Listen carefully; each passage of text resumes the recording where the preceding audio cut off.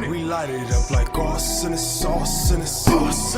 We light it up like sauce in the sauce in the sauce. Fli-City got some dogs in it, dogs in it, dogs. Fli-City come off authentic, authentic. We light it up like sauce in the sauce in the sauce. We light it up like sauce in the sauce in the sauce. My city experiencing a transition from penny pinching, maximizing our dollars, multiply triple digits. I came a long way from baby jars in a project kitchen. Y'all on? Blessings, everyone. What's up, community Wakanda? Glad to see you guys and glad to be a part of our community engagement again. Again, definitely though, like they just said, it's definitely an honor to be a part of the village. Continue to keep bringing out information on the airways, but just really having real genuine discussions that kind of leads towards action. And I think that's what this platform is definitely doing. How y'all feeling this week? How you feeling, my queen? Well, honestly, I'm did a recap of last week. I ain't in the best vibrations from last week, but that last show, I don't know if y'all really want me to talk about it tonight. It's up to you. Other than that, I'm vibrating high.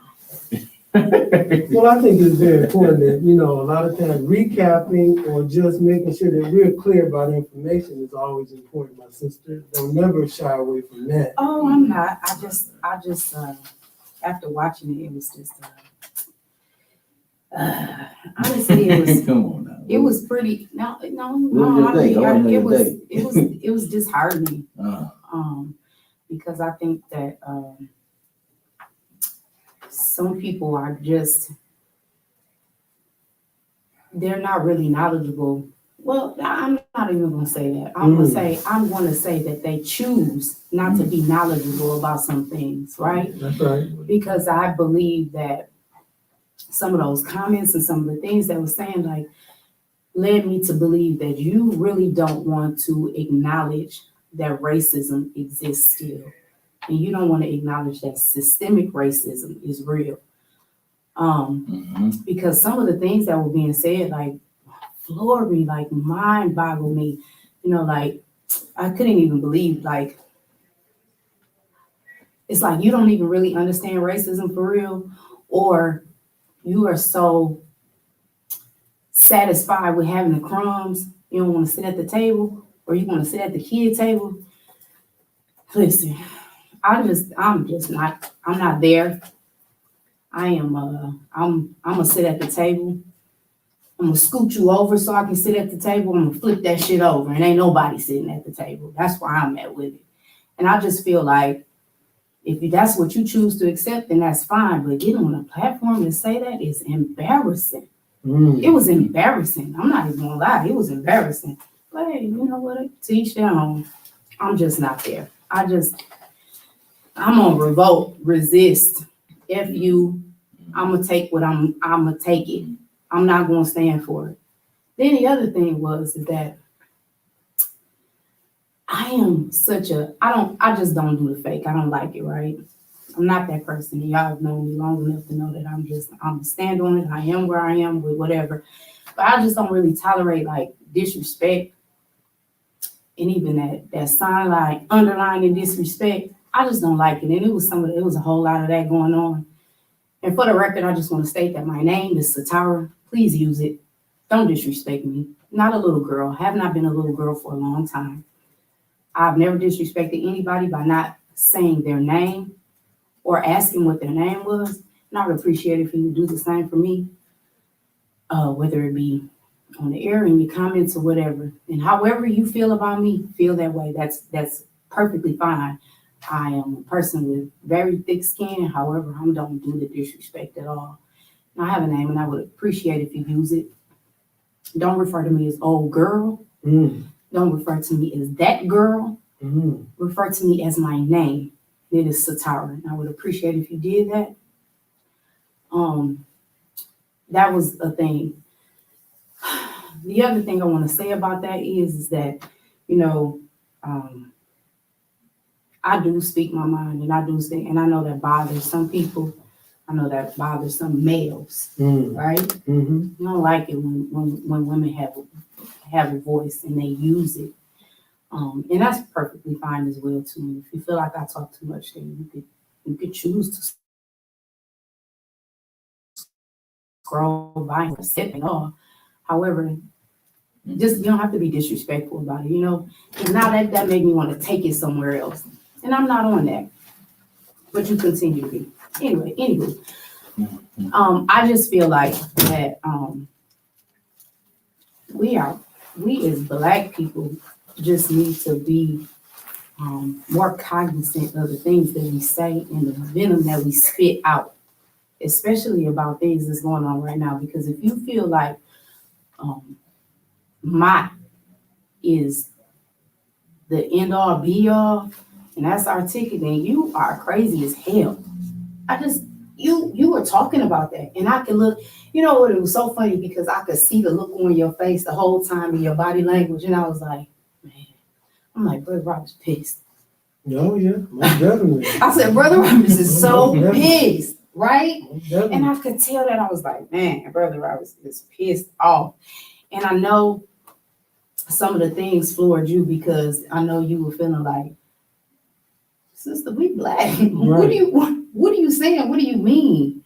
You know, I don't feel like that we have to take crumbs from anybody to do better or be better. I don't feel like I have to move out of the city because of that. You know, I just feel like if you really want to have that kind of voice and it's bothering you that bad, then do that and fight for it. But then on the other hand, it made me so tired. Mm-hmm. It made me so tired. And because we do right, and we fight for it, and we pound and we pound and we dig and we dig and we out here, right? We talking about this and we talking about that and we fighting for this and we want to march for that and we want to protest about this and we want to do that. And then somebody come by, oh, but no, he all right. Mm-hmm. He the good white man. Mm-hmm. That's the good white lady. She didn't mean anything by saying you people. You're a damn lie. She knew exactly what she was saying. Exactly. She knew exactly what she was doing. Mm-hmm. And if you take that and you continue to take that, that's exactly what's going to keep happening. And I think That is exhausting, and I'm tired, and it make you tired. So I understand. It made me understand. It gave me so much clarity and so much understanding of how people that fought for so long just there. Mm-hmm. No, I'm there. Yeah. I'm yeah. tired. I was like, I came here and I was sitting and I was just like, I'm tired. Mm-hmm. I'm tired of fighting with you suckers about it. I'm tired of talking to y'all about it. I'm tired. Mm-hmm. But even when you say that you're tired, my queen, you know, one thing that I would like to encourage you, Ella Baker and Fannie Lou Hamer, and then we have our queen, our mother here in the studio today. But there's thousands and millions, and those Igbo people down off the coast of Georgia that back in the early 1700s that got off the slave ship, and once they start walking to the shores of southern Georgia, they knew they wasn't home, and they turned right back to walk back into the Gulf of Mexico and drowned over 500 of our ancestors. So they knew that they weren't going into slavery. And like when you said earlier about the Mott plantation, one thing that we can be clear, white people flooded our communities with dope and drugs. That was intentionally done.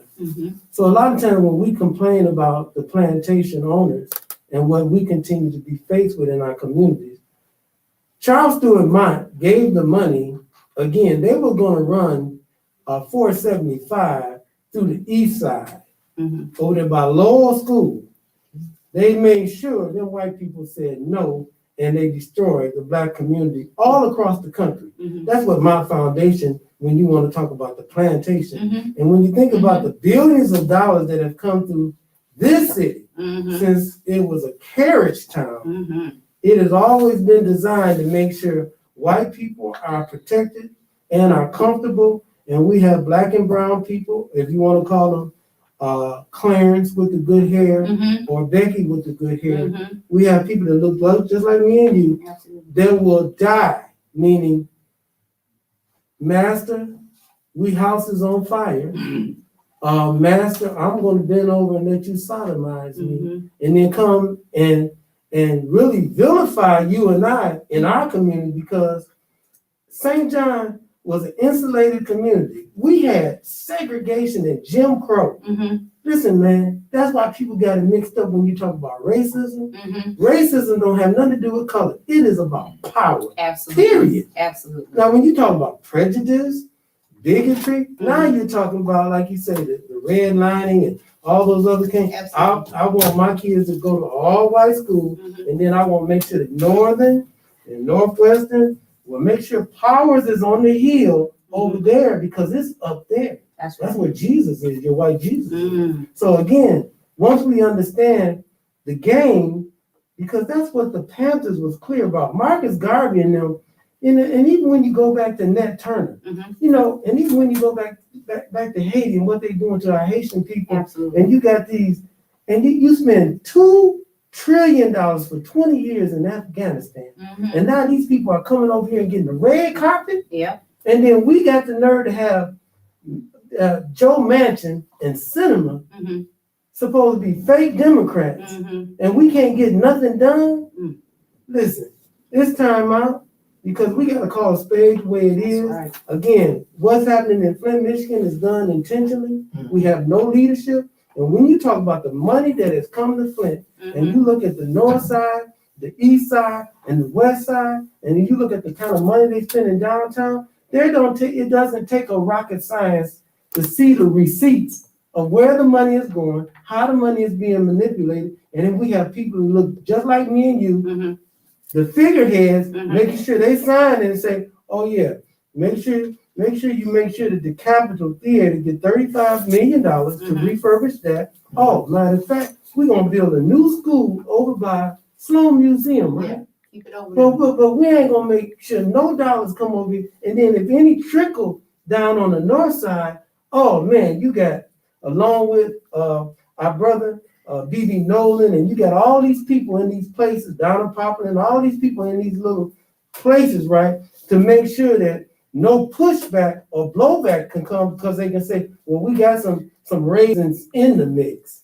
But what are the raisins really doing? Yeah. See, that's the real talk. That's Who's right. willing to say, I'm going to sacrifice and put my neck on the line and making sure that my people get something? I'm tired like you. I'm tired. I know. I was out the other day with a sign. White people are terrorists. I ain't playing. Yeah. Police officers stop me, tripping out, telling me what, and I'm like, hey, do what you gonna do, brother. But I'm gonna stand right here. I'm on public property. Again, I'm not over there. I was in Grand Blanc. I'm not on the store's property. I'm right here on the sidewalk. Yeah. He gonna like, sir, don't go out in the street. And white people already trying to spit on me and call me nigga, right? Yeah. So he gonna tell me, don't go out in the street, sir. Like I'm gonna go out in the street. Right. You look at what's happened with January the 6th. It's appalling. When we talk about this is supposed to be a country that is supposed to be surrounded and codified in law. They are cutting the voting. We ain't got no opportunities, guys, for no representation. Then you look at what they're doing with January the 6th, and these people are getting off scot-free. And then you got Condoleezza Rice on The View, and she's gonna talk about don't hurt white people about the truth. Whoopi Goldberg said, was slavery real? Condoleezza Rice, who was like, well, you don't want white people to feel bad about themselves. If they did it, how you gonna feel bad about the truth? Come on. Absolutely. Playing with me? To your point, brother, you know, Real talk, man. it's very tiring. It's very, very old. I think y'all very much explain how a lot of people felt about last week's broadcast. Even just the feedback, I think, you know, when Black people really have to realize who we are, how special we are, and when we come together for our causes, things will be different. And so, just like politics in the city of Flint, we are talking about a few different things that's going on in discussion that's going on in this building today. One of the things that we want to get to is we have some issues on the road commission. It's the same thing with structural racism, the same stuff that's been going on through the city. Same stuff in general. And so, you know, a lot of folks don't attend those meetings. I know a lot of people don't even know what's going on. And sometimes it's information flow that we have to go ahead and make sure our people understand, or our people are showing up and rising to the occasion. So when there's indiscrepancies, or there's hiring practices, or people being disciplined in different ways based on their color, that definitely has to be addressed. So we want to make sure that we talk about that. And with that, we do have special guests in the studio that's going to be kind of talking about some of the activity that's going on the Road Commission. Then also we are protesting at Ajax for the garbage that they're trying to put that in the incinerator, or the asphalt company back over there into urban community, and they're using these lines to kind of do it. So, we want to bring up our guests. We'll go through a little commercial, and then we'll bring up our guests, and we'll discuss those topics from there. Okay, great.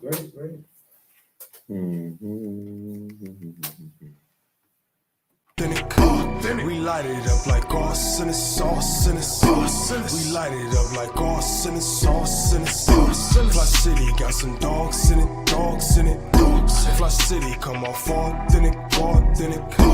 We light it up like arson and sauce and sauce. We light it up like arson and sauce and sauce. My city experiencing a transition from penny pinching, maximizing our dollars, multiply triple digits. I came a long way from baby jars in a project kitchen.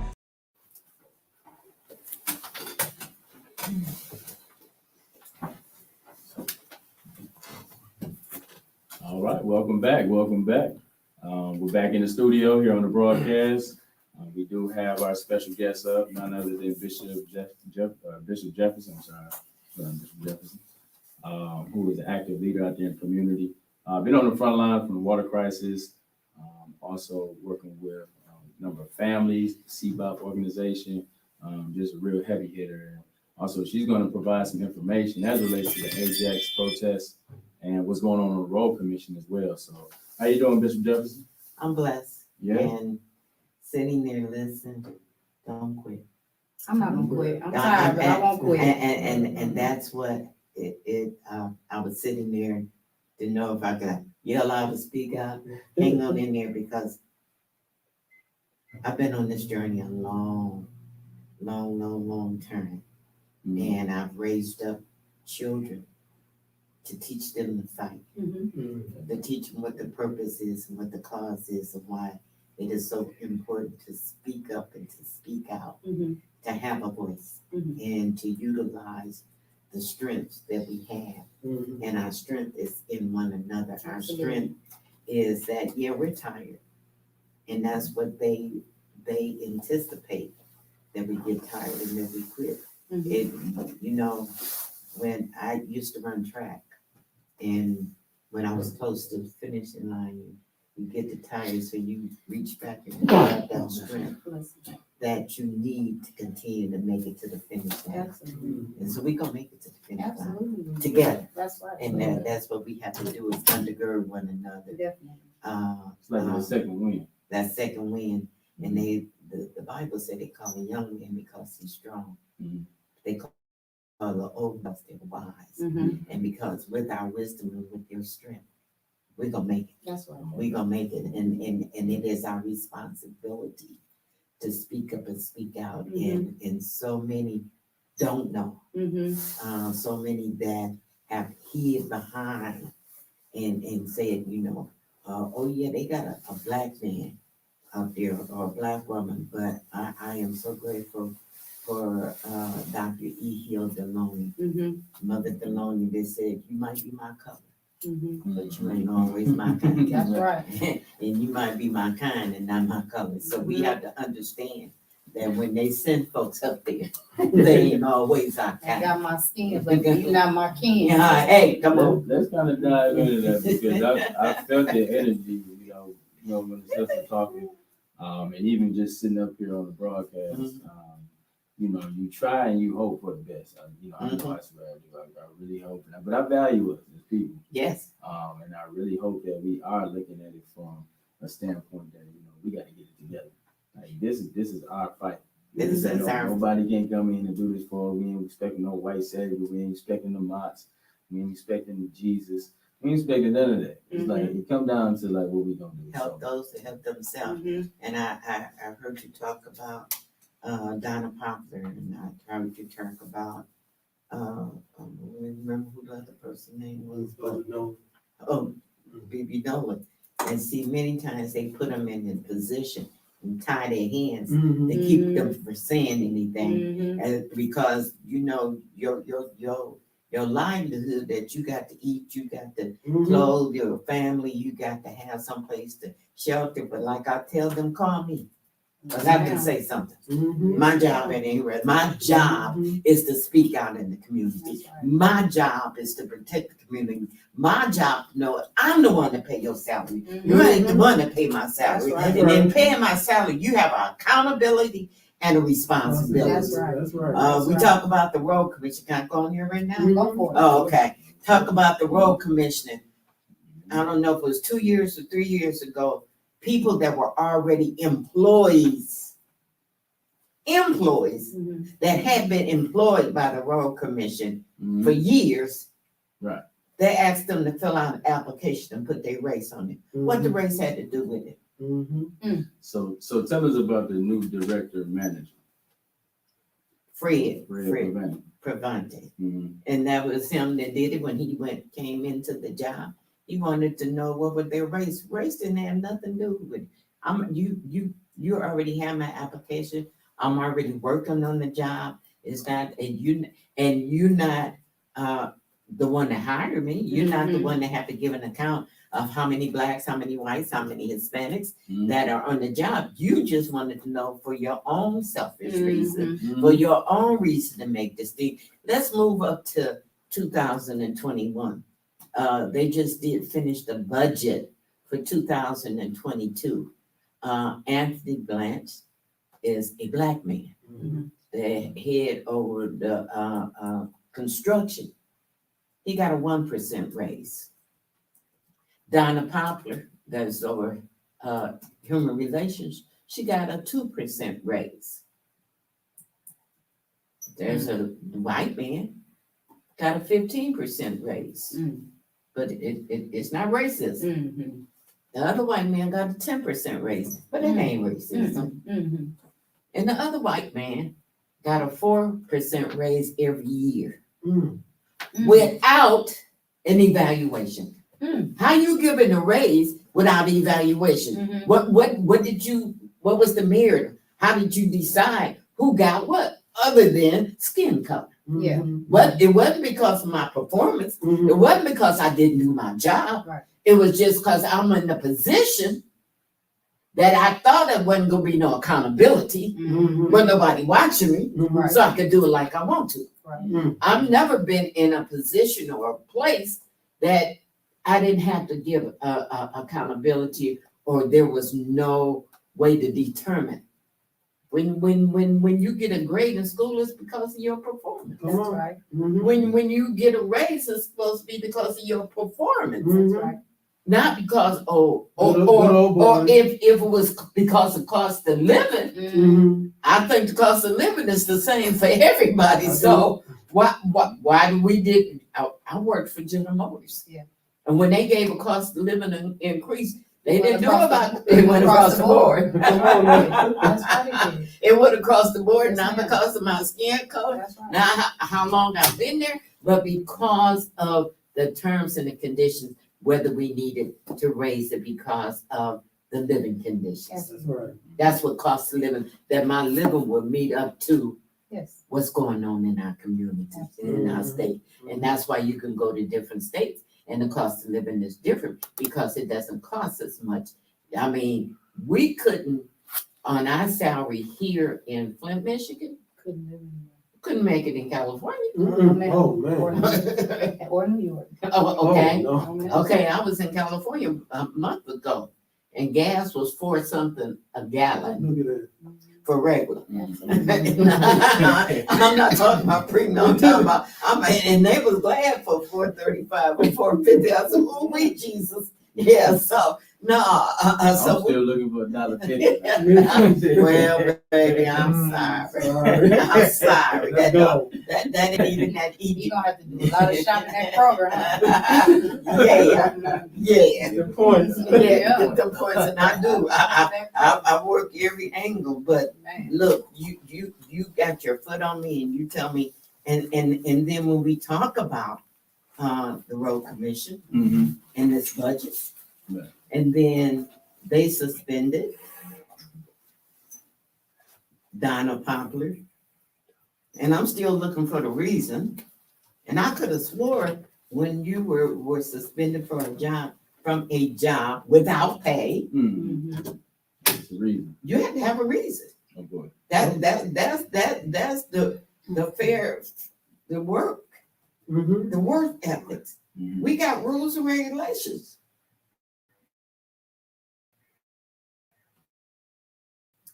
Constitutional right. Mm-hmm. That if and I know in Michigan that we're under Right to work. a right to work, Mm-hmm. but even at the right to work, you got rules and regulations. Well, even being a, you're right, because I know being in HR, even if you are an at-will employee, they don't have to have a reason for firing you, but if they're suspending you, you definitely have to have a reason. And that's why we We have to, circle around that. come on. And so, cause you don't like who I am or what I do, you don't like my skin color, Mhm. you don't like my gender, Mhm. you don't have a right Mm. to suspend me without pay. Mhm. And think I'm just gonna sit home and twiddle my thumbs and it's all right. Master gave me time off and I ain't gonna say wrong answer. Wrong answer. So someone got suspended without a Donna reason. Poplar, She got human relation, I was She just there. Okay, Was it yesterday or day before yesterday? I asked why. Tuesday. okay. Tuesday for the protest. Yes. Mhm. Why? Tell me why you suspended her. Mhm. And since you can't tell me why you suspended her, then bring her back today. Mhm. Not only bring her back today, but make her whole Bring her home. today. Mm-hmm. So did they have an answer for you? No. I just wondered. No, they didn't have an answer for me. And what I did in 2 years ago, 3 years ago, when they asked for, I put it in writing, I asked for a 4-year. Mm-hmm. Mm. And so to make sure you understood what I wanted, and like I You said, spread or you asked what did you ask in writing? I sent it to the whole board, The road commission board. Oral Commission Board. Mhm. And so therefore, give me an answer, let me know, because in just like I said, they weren't able, Donna not even able to come to the meeting. She not even able to speak up for herself, but guess what? Mm. The community, because Right. we pay they salary. That's right. You taking this out of my pocket. That's That's right. And when we have to continue to pay, because see, even though they gonna sue the road commission, Mm-hmm. guess who lose out? The people. The community, That's right. Absolutely. They do. our roads. Come on. Absolutely. Come on. They do have Our a number, bridges. They do have a number of suits. Mhm. Many times, I know a lot of you, but you are hooked on that pay. So if somebody sues the commission or sues the city or whatever the case may be, it's the community at whole, the taxpayers, who has to pay that. And many people don't know that Cloyce Dickerson is the one that is the chairperson Not the road commission. of the road commission. Mhm. But if I'm the chairperson, and all of us look alike on here, but if I'm the chairperson and you're against me, and Brother Dewan against me, Mhm. then guess how far my vote is gonna make it? Mhm. Good. How much work we gonna get done together? Mhm. And so they just hired 2 new people I know in January that don't look like me and you. Mhm. And so who did they side with? Every time it was time for a vote, Fred Pavante. Mm. When they voted to give a 1% raise to Anthony Brancher, they sided with Fred Pavante. When they wanted to give Donna a 2% raise, they sided with Fred Pavante. Mm. And so if everybody's standing against, I might be in charge, Mm-hmm.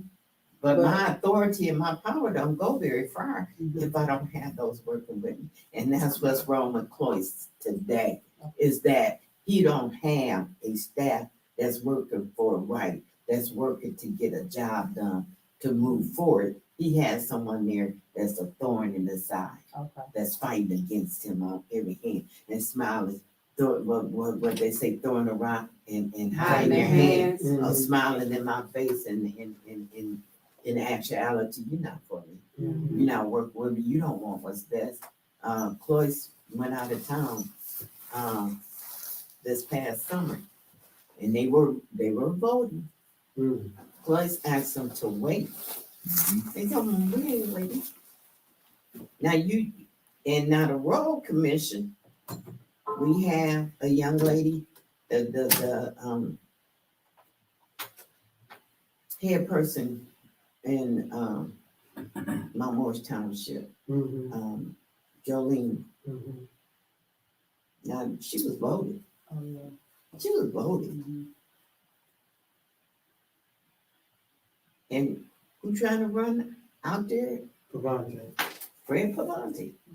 Hold on, I got confused. She was voted, what did he? She was voted in a position, what is she? She's not the supervisor. Mhm. She's the Mount Morris. Mount Morris Yeah, Township. Miss Jolene, she's running on Bicentennial. She's in that part. Okay, yeah. I know Right what off you're talking Coldwater Road. about. Yes, ma'am. She was voted in November Mhm. to be the supervisor. Mm. Jolene was off on sick leave. And who was trying to run her office? Oh, my goodness. Fred Pavante. And she was there 2 weeks ago saying, I don't need you to run my office. Mhm. And then he said, I didn't do that. Well, how dumb can you get? The man sent her an email. Yeah. Me, emails don't disappear. No matter. She said, you sent me an email to tell me that I wasn't doing my job right, and you could tell her what she couldn't do. But this is my thing, I guess, when we talking about even just Mr. Dickinson. Mr. Dickinson is one of 5 road commissioners. Mhm. And like she was explaining, like, you have to have a working commission that's gonna get things done. Mhm. The Genesee County Board of Commissioners appoints the road commissioners. Yes. Mhm. So they appointed 2 new positions to the board, Mhm. and those 2 folks are working in concert with Fred Pavante and the other racist folks over there at the road commission. Yes, sir. That's kind of like what the breakdown is. So what we have done from the community standpoint is definitely take this conversation, this fight to the Genesee County Board of Commissioners, because they have the power or authority to intervene. Mhm. But at the same time, I look at the Genesee County Board of Commissioners just like the road commissioners, right? You got all these different folks in there with different mindsets. You may have a few that look like us and understand the policies, or may not even understand what's going on with us. But they outnumbered, and I don't know if it's enough push over there, right? So what we need to do, we need to force the Genesee County Board of Commissioners to do more work with the road commissioner, intervene, and make sure you hold Fred accountable. Accountability, that you stand up. And when we said, see, you don't have to look like me. Mhm. Just do your job. Follow the rules and regulations. Mhm. Follow what's there. That's it. I mean, I might not like you. I might not care about you as a person, but my responsibility, Right. my accountability Mhm. is that I was hired to do a job For the public. for the public, Mhm. for the people, to make our city run better, not to gather all the lawsuits possible, Mhm. to continue to take money away from what could be used to build our city. Or continue to try to use your little power to destroy, Mhm. because a lot of it is designed to destroy our black and brown people in those positions. Mhm. And again, it's sending out a signal, because a lot of times you see the dysfunction there and in city council. Mhm. So it's not anything different. It's about having power. And we have the power, no matter what the rules may say, but we got the power to provide somebody with a 14% raise, another person with a 10% raise. No, 15%. 15% raise. Now. 1 cent make a lot. Big difference. But we got the power, like you said, with no evaluation, with no kind of accountability. But I, as just sitting on the throne, can give out a 2% And 1%. and a 1%, and I don't have to answer to nobody. That's And then unacceptable. you got people voting with you That's unacceptable. for wrong. See, Bishop, that's my issue, and that was my issue with like the people that were here, last week, and then other people, like we continue to see the same thing happen, but we continue to vote them in. So then you ask them a question, well, you have this person, you can put in there. Wait. I want to go with this. I'm gonna keep this one. You're not only voting, but they appoint them.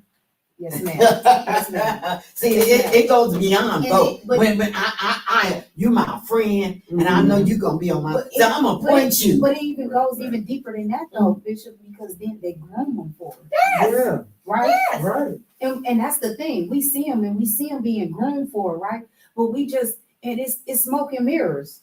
It's smoke and mirrors. Yes, and ma'am. we fall for it all the time, Mhm. right? And so then, even going to like, I can't really speak on the road commission because I don't know that much about it. Mhm. But just for example, just city council, right? And asking like, well, you have this person and this person in there. Oh no, I don't want to put them in there. I don't try. Everybody need to go.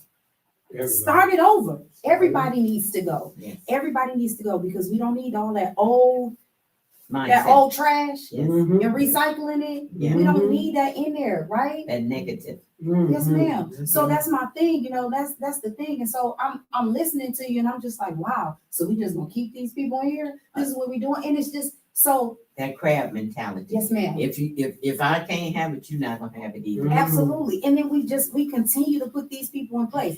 But we are so afraid of losing these little crumbs Mhm. that we are not even going to put somebody like Sister Audrey in. Mhm. We're not gonna write in Lakeisha Terrell, Mhm. right? Mhm. We're not gonna write in Rich Jones. Mhm. We are so afraid of some type of change that we're not gonna get these crumbs. We can get a whole loaf of bread, but you're gonna settle for the crumbs that they drop on the floor? And when you It's talk about crazy. writing I don't in understand. November last year, 2020, Mhm, when I early vote, mhm, and there was a vacant space mhm. on my ballot. I said, "Oh no, we will not allow them to put just anybody." That's how you just put anybody. Mhm. And baby, I started campaigning and working to be the Beecher Metropolitan District Commissioner. Mhm. And today I am Beecher Metropolitan District Commissioner. Not only am I commissioner, but I'm the vice president Absolutely. on the board. As you Not should. only am I over the vice president, but I'm over finance. Mhm. All right. But before I applied for the job, I checked to see what was the responsibility There you go. and was I qualified. There you go. Could I do it? Could I do the job? Yes, ma'am. Would I make a difference? Could I enhance it? Could I bring change? Yes, ma'am. And if anybody know anything about water, I think I know a little bit about water. Mhm. Because I've been working in this community for over 11 years. Mhm. I started working in 2010 Mhm. with the emergency manager, and I haven't stopped yet. And I To think, fight. I think when you say that, going back to what you're saying about people in positions and being responsible, because we do have understanding what the game is, the rules of the game, Mhm. and we know that people are disregarding the game and the rules. Now, the one thing that history has shown us Mhm. is that our power is in us. When we step up and start boycotting and demanding, we don't have to fire a shot.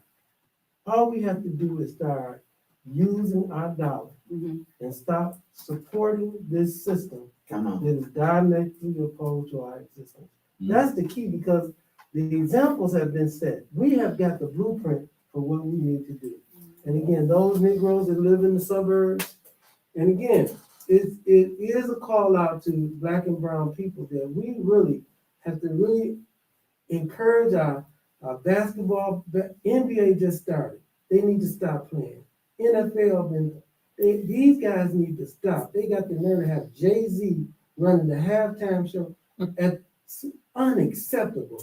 And Trying to see, pacify us. yes, man, and we keep being Pied Piper down to we are going to be just seen in the museum. Black people, well, American black people will not be existing in this country the way we're going unless we stand up and start using our dollar, because that's the real power we got. So, just kind of taking all that information that we just kind of digressed on. Bishop, what is our next steps? Like, what are we looking to do as it relates to addressing the road commission, to address, black people that don't even realize that they're black, or, just in general, just understanding what we're gonna do as people and trying to move this stuff forward. Because this seems like we be having this conversation all the time. Yes, and we have to continue. And when we see that we're not moving forward, there's no change, then we go up the ladder.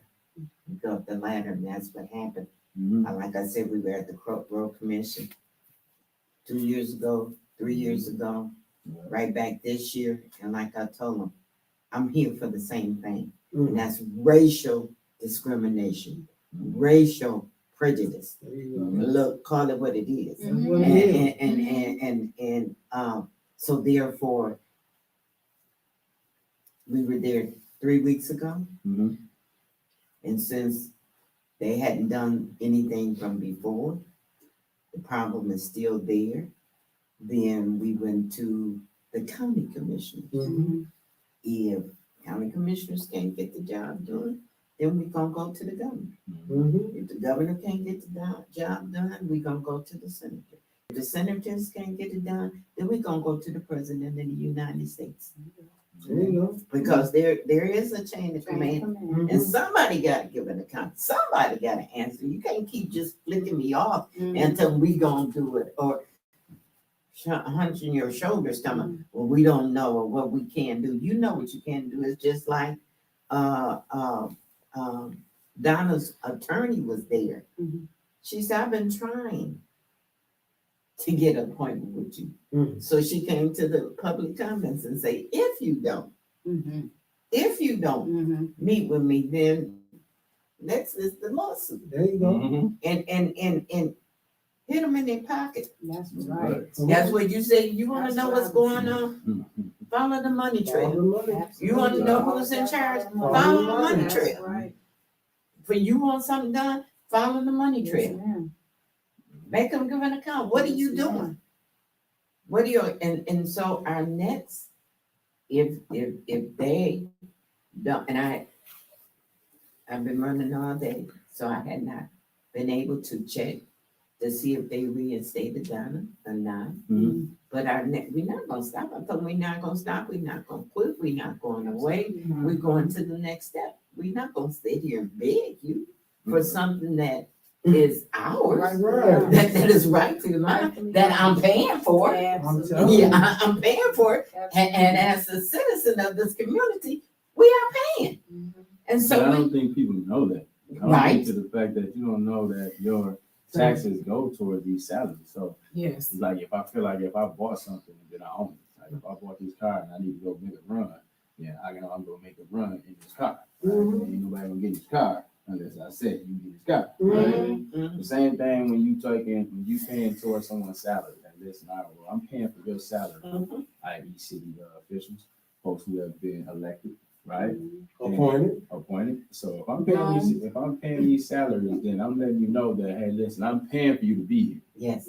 So it's an obligation that you go ahead and do exactly what we set out for you to do, whatever's in that role or that responsibility.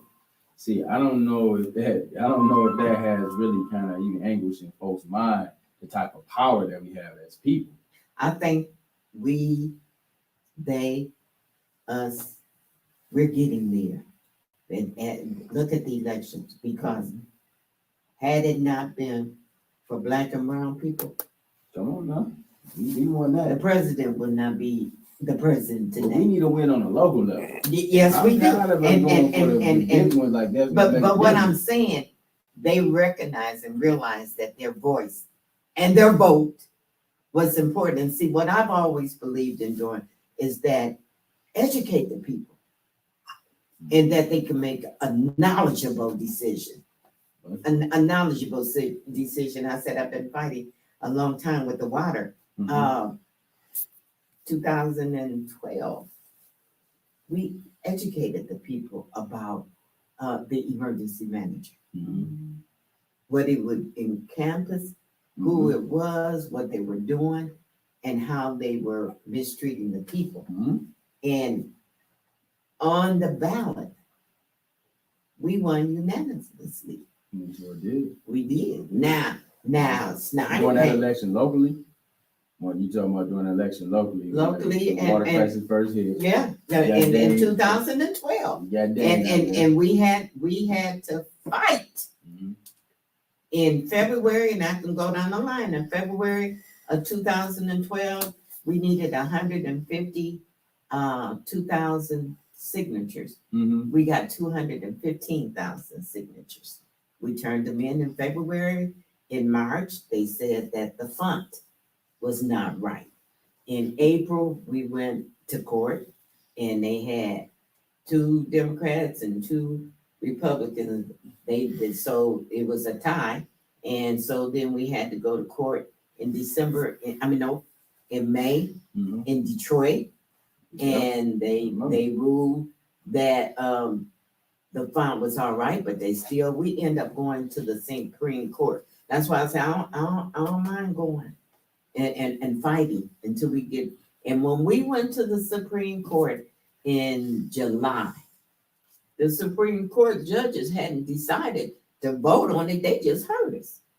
And so I was the only one from Flint that went to Detroit to the NAACP, and we had all the Supreme Court judges, pictures lined up behind us, and we went on TV. We might not be able to go in your chambers. We might not be able to talk to you, but we want a decision. And guess what? When we went on Front Street to let them know we knew who you are and how you had to vote, they voted that it go on the ballot.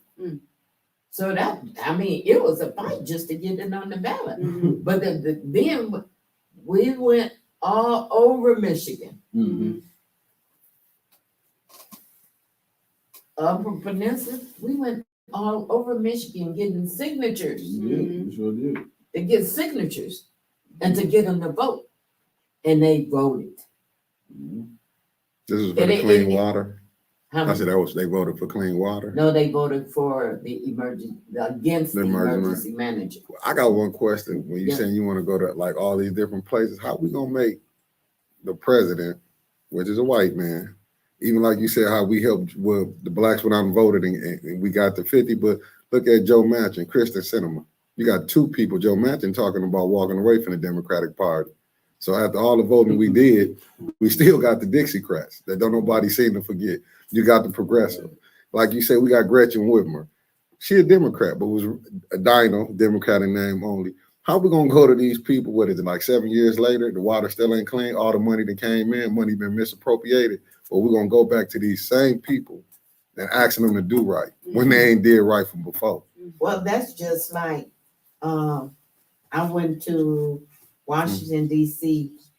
in 2016, 17. Went 4 times. Right. To get the money for the water. Right. The 152,000. And I told them in September, I'm tired. I'm tired of coming here for the same thing. See, I mean, that's my question. I'm tired to get our money released. No, but and so when we finished going to the EPA, when we finished going to everybody in Washington D.C. those 3 or 4 days we were there to let them know that the EPA wasn't going to even speak with us. But that's the point I'm saying. But wait a minute, when we continue to stand up and to fight and to speak out and to knock on doors and say we're not going away, then guess what? They voted on it. They voted on it and they released the money. The only problem is that they released the money and gave it to who? Snyder. But that's what I'm saying. But that's what I'm saying. That money gonna keep getting released, but it ain't going to the people that's gonna help. That's why we have to continue. I would just fight. hate. We have to continue to watch. We have to continue to demand accountability. We just had money come into Flint, Genesee County, Right. Last couple of months. May 47,000 million. The first 47 million. Right. Now, before, and I've been fighting a long time. I know, that's all I'm saying. I hate to see you fight the same fight 60 years. No, but it's it's making a difference. We might be inching our way. If we go back a few years when the money came for education, well, it went to GISD. Mm-hmm. They had $27 million. Mitchell, I'm tired of small increments. I'm trying to I understand that. And no, nothing. So I know you've been fighting for a long time. I'm tired of hearing you saying you fighting for a long time. That's the thing. It's like it's a slow win. It's like molasses. This is crazy. When everybody else when other groups get advancement so quick. We were talking about the LGBTQ or whatever the case may be, and how quickly they was advancing. Right? And you got black folks still out here still talking about the same stuff. We still talking about water, which is a basic human right. And we still that never Asian hate bill got passed. We still never waiting. got made whole. So it's like it's a thing where people get tired of sitting up here saying, like, you know what, yeah, we inching there, we moving one step at a time, and that's not our fault. No. But what it is it's these systems that keep us oppressed. And even the people that hold us back, they even look like us. And that's what I was telling them at GISD. These the formula that you use, we act like we gotta it's be not Democrats. for today. We gotta be Democrats, Republicans. Like that's the only options. Like we ain't got no other choice in this matter. We ain't got no other dog in the fight. Like we gotta be really serious. We gotta be saying, like, you know what? I'm sick of all Democrats. I don't even want to be it. I don't even claim myself as a Democrat. But what I'm saying is, we gotta be like, all right, forget all that. Listen, we're gonna create an independent plan for us, and we're gonna push it, and we're gonna get loud, and we're gonna tear some stuff. Just like all these other groups that get what they want. It's like we ain't gotta ask for nothing. We don't. We shouldn't even be in this position. No. We shouldn't be talking about clean water. And we being the highest rate around the country. That's crazy. And to sit up here and be sitting up here and taking it. And now these bills gonna be due in a minute. Yeah. Like right now they've been halted. But in a minute it's gonna be coming due. And I know everybody may have spent the money that they had during coronavirus, whatever the case may be. You just might not have the money or the water to pay the water bill. Then they may come in and take your children. No, but You're right. You're right. And so what I'm saying, Dewan, and to the young man, that what 2 years ago, when the money was going to GISD to be distributed, right, and part of the money that was taken in was because of Flint and the water crisis, but it went to GISD to distribute it. This money, but what about that money? Is going to individual school districts. No, but what about when former Mayor Karen Weaver was in office and that money came, but it didn't go to her and they was accusing her taking the money, but we seen money went to Lansing down at the Red Cross. They lied on Weaver. No, I get that. No, I'm saying I get that. That's why I was bringing it up. But I'm saying this money came in and it went to all these other businesses. So I'm just trying to figure out, because I wasn't born in the 60s. I just seen things. We was fighting for better education back then. So why is we still fighting in the 21st century for the same thing? The new pot of money had different terms and stipulations.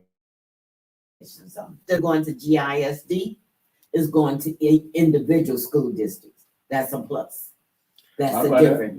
You understand what I'm saying? I just can't trust them. I can't trust them, but we can bring our other guests up on here too, because I think it all matches the conversation as we talk about redistricting, because that's a big thing. We're trying to take away the 34th district seat, right? We got a 34th state rep position that they are trying to outline. So you want to be on the front line for that, even though that we ain't had no representation for the last 2 years out of 34, right? We still got that position, right? Whoever's in that seat in the 34th district, we ain't heard nothing from you. I wish I knew who it was over there, because we ain't got no advocacy and nothing's being allocated or appropriated towards Flint. So I just want to throw that out there. I just want to continue to say no bills have been made. I think Cherry is upset because they doing extra work, or I think Neely is maybe working in 2 seats, but whatever the case may be, we do need to watch out for that. So let's go to a quick break, and we'll bring Royce up, who is our other special guest, and we'll have a conversation. We'll carry this thing on out. We light it up like arson and sauce and sauce. We light it up like arson and sauce and sauce. Fli-City got some dogs in it, dogs in it. Fli-City come off authentic, authentic. We light it up like arson and sauce and sauce. We light it up like arson and sauce and sauce. My city experiencing a transition from penny pinching, maximizing our dollars, multiply triple digits. I came a long way from baby jars in a project kitchen. It's close up to just, That's already it was heavier than I thought. But Bernie, on the road commission thing, you need to have the people to stay in the outer townships to call their. All right, we back in the mix. I'm guessing we back in the mix. we lost, baby. We lost. Give the screen go. I'm trying to figure this thing out. You got a delay, but it's. Okay, well, welcome back. We've been having a very engaging conversation talking about the road commission and all that garbage going on over there, and how Genesee County Board of Commissioners need to step up and intervene over there at the road commission, and all this garbage that's taking place as it relates to city business. And they also reflected on last week's broadcast because we had a lot of mixed reviews. One thing for sure is I'm Black. Anybody can take that away from me. And first and foremost, I'm an African American, but I'm an African first. So I think more or less, man, you always got to stand for something before you fall for anything. And I'm just hoping this city, this community, this country start moving towards in that vein. So, man, what's going on with you, Brother Royce? Not much. How you doing? Man, we holding. You hear what's going on. We trying to figure it out, man. We talking with the queens and we trying to get a great understanding of how we can be better stewards of this money that comes place in the city. But then also, how can we set the tone for the future and build stronger foundations? That's where we kind of lacked at, and that's where we left off. So, what's going on with you?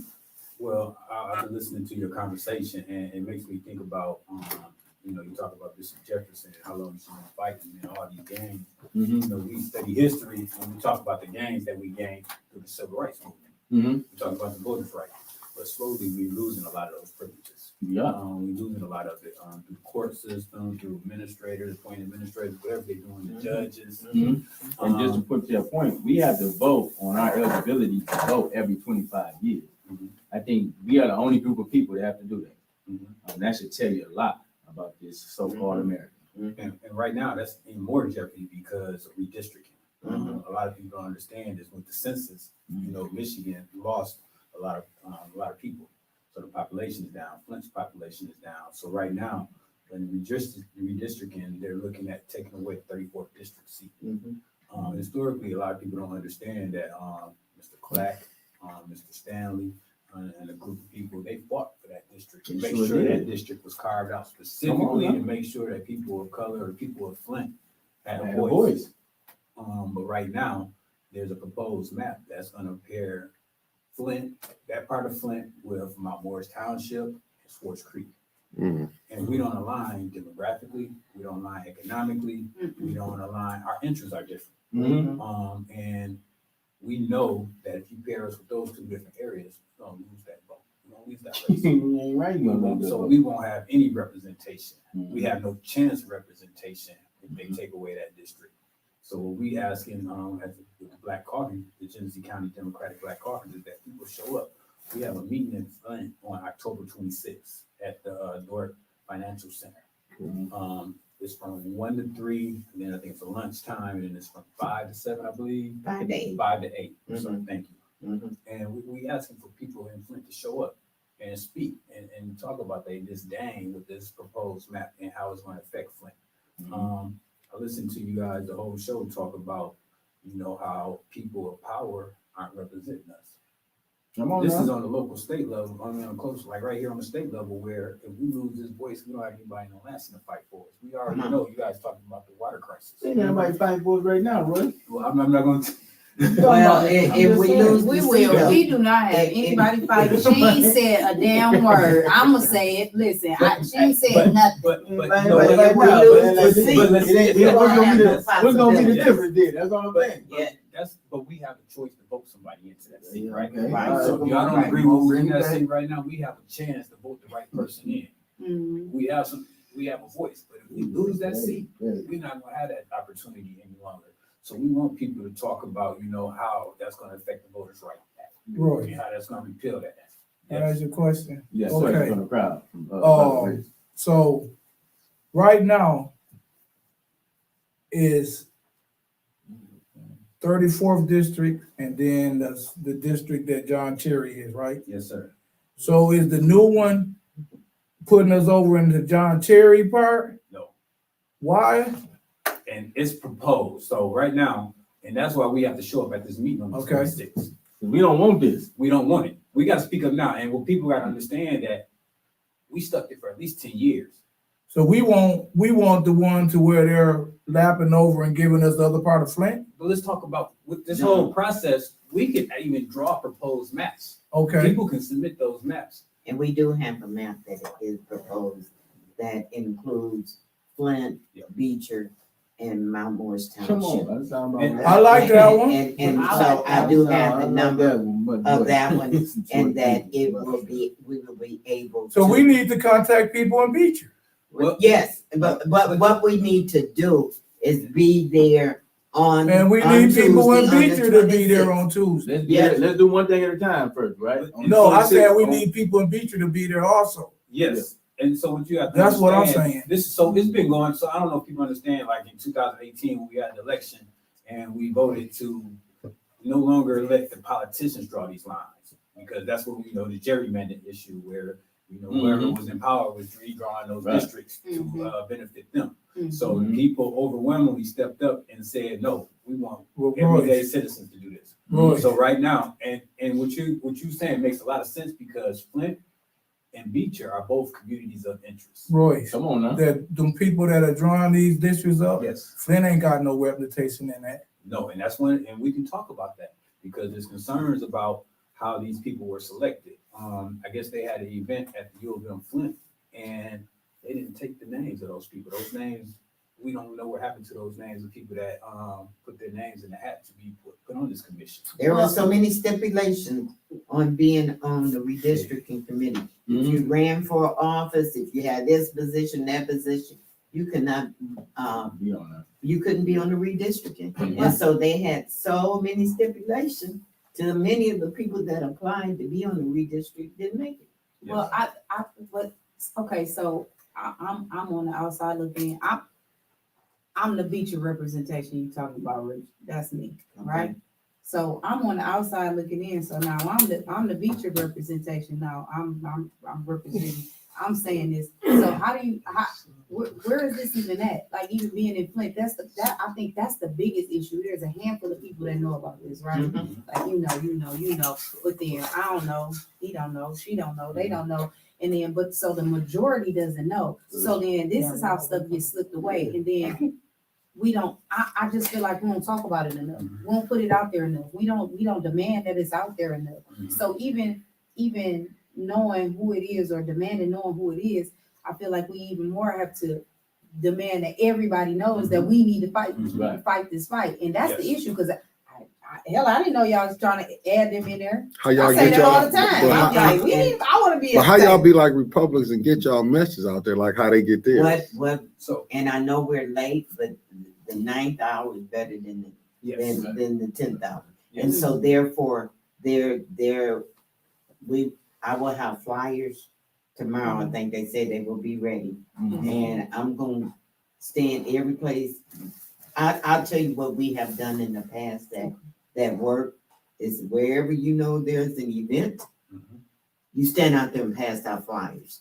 You encourage the people to come. Oh, well, then y'all go to the Dayton Family Top Authority versus on Hey, man, October let's get 30th there. and pass all of them out. I'm not joking. It's too late. Is that too late? It's We too need them late. there next week. We need them there Tuesday. We need them there We're there Tuesday. Tuesday. That's Or why I'm just- here. I got Wait, go I down got to Vibes. They having a concert. Call Dink Sosa. Okay. I also Not even said, joking. I'm serious. Okay. I'm dead ass. I'm serious. You laughing, but I'm so serious. No, Okay, so, Rich, I said- see your name, but wait just a minute. So, I don't have your phone number.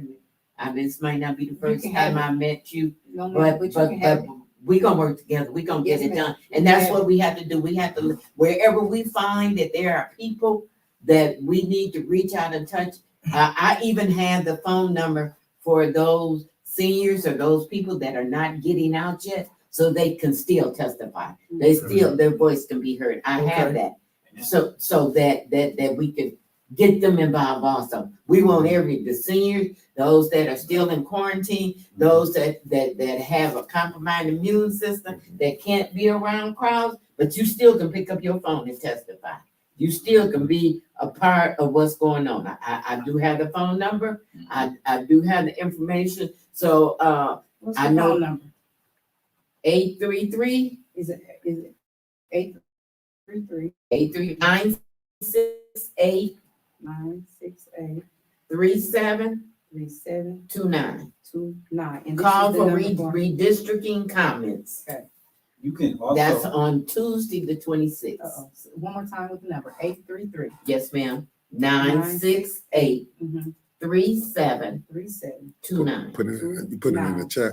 Yeah, I'm putting it I in am the chat. too, yeah. All right. also, Call for redistricting comments. so You have 90 seconds. I don't care who you are and where you are. You have 90 seconds to get your point across. And for the ones that's slow, that's 1:30. That's right. That's right. Okay. And we do have points.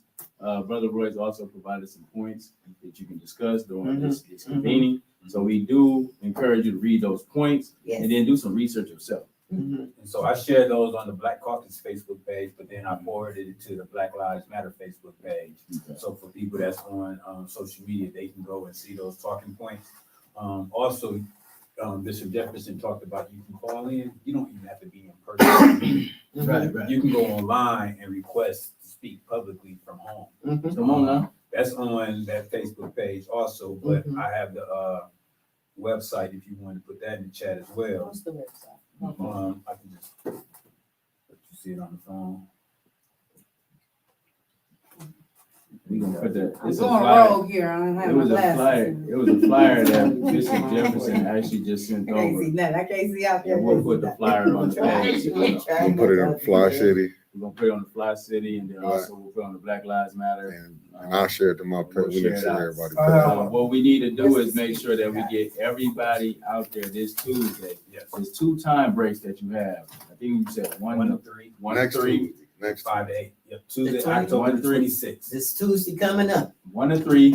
So this Tuesday, October 26th, you got an opportunity in the early part, 1 to 3 p.m., then another one at 5 to 8. But you need to get there early before 1 o'clock so you can sign up to speak. And the same thing I was about to say, so also on that flight that on them talking points I have where you can ask to speak remotely, you need to do that the day before. We're not playing any games, we don't want to take any chances, we want to make sure that people sign up and speak the day before. Same things happen in Detroit. I talked to Keith Williams this week and he's saying they're not happy in Detroit, and we know they showed out down in Detroit yesterday. Yes. And let them know that Yes, they they wasn't happy.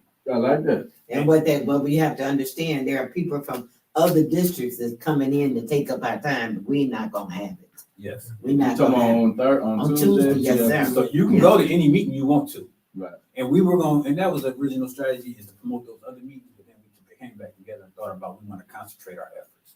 Because we can call in during any meeting to speak on Flint. But Right. we want to make sure that Flint shows up, because like around the state, that's what people are saying, is when they came to Flint, nobody showed up to talk. Oh, that's how they play it.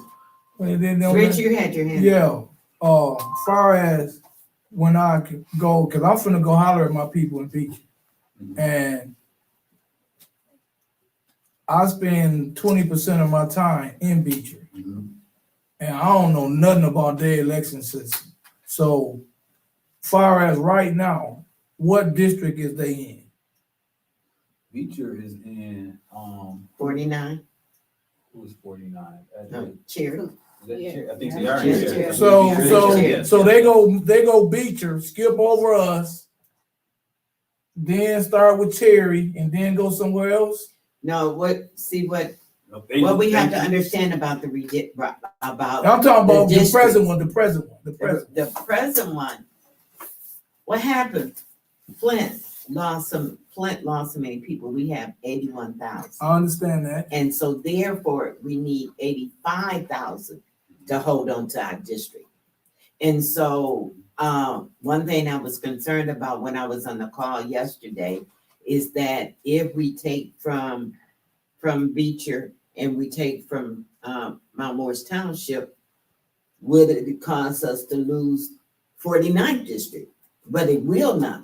And that's why that's the best decision is to take and add to Flint from Beecher and Mount Morris Township, that we still hold on to both of our districts. I understand that, but as far as me talking to the Beecher people in Beecher and Mount Morris, how would I can let them know that this benefits them besides the way that they want to district? Mount Morris Township, correct? Yeah. There's a difference. Yeah. Okay. So what you want to make sure though is when you talk about communities and interests, and that's loosely defined, but we can point out like socioeconomically we're the same.